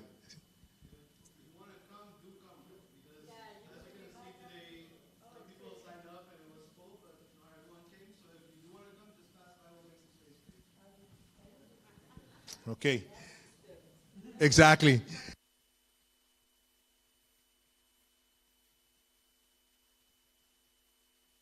Thank each and every one of you that were here, either physical or online. Again, this whole week, Curaçao Expert Week, our own possibilities, opportunities for us, not only to create something, but to move forward to Curaçao in better ways. Thank you very much, and hope to see you tomorrow and the rest of the week. It was nice.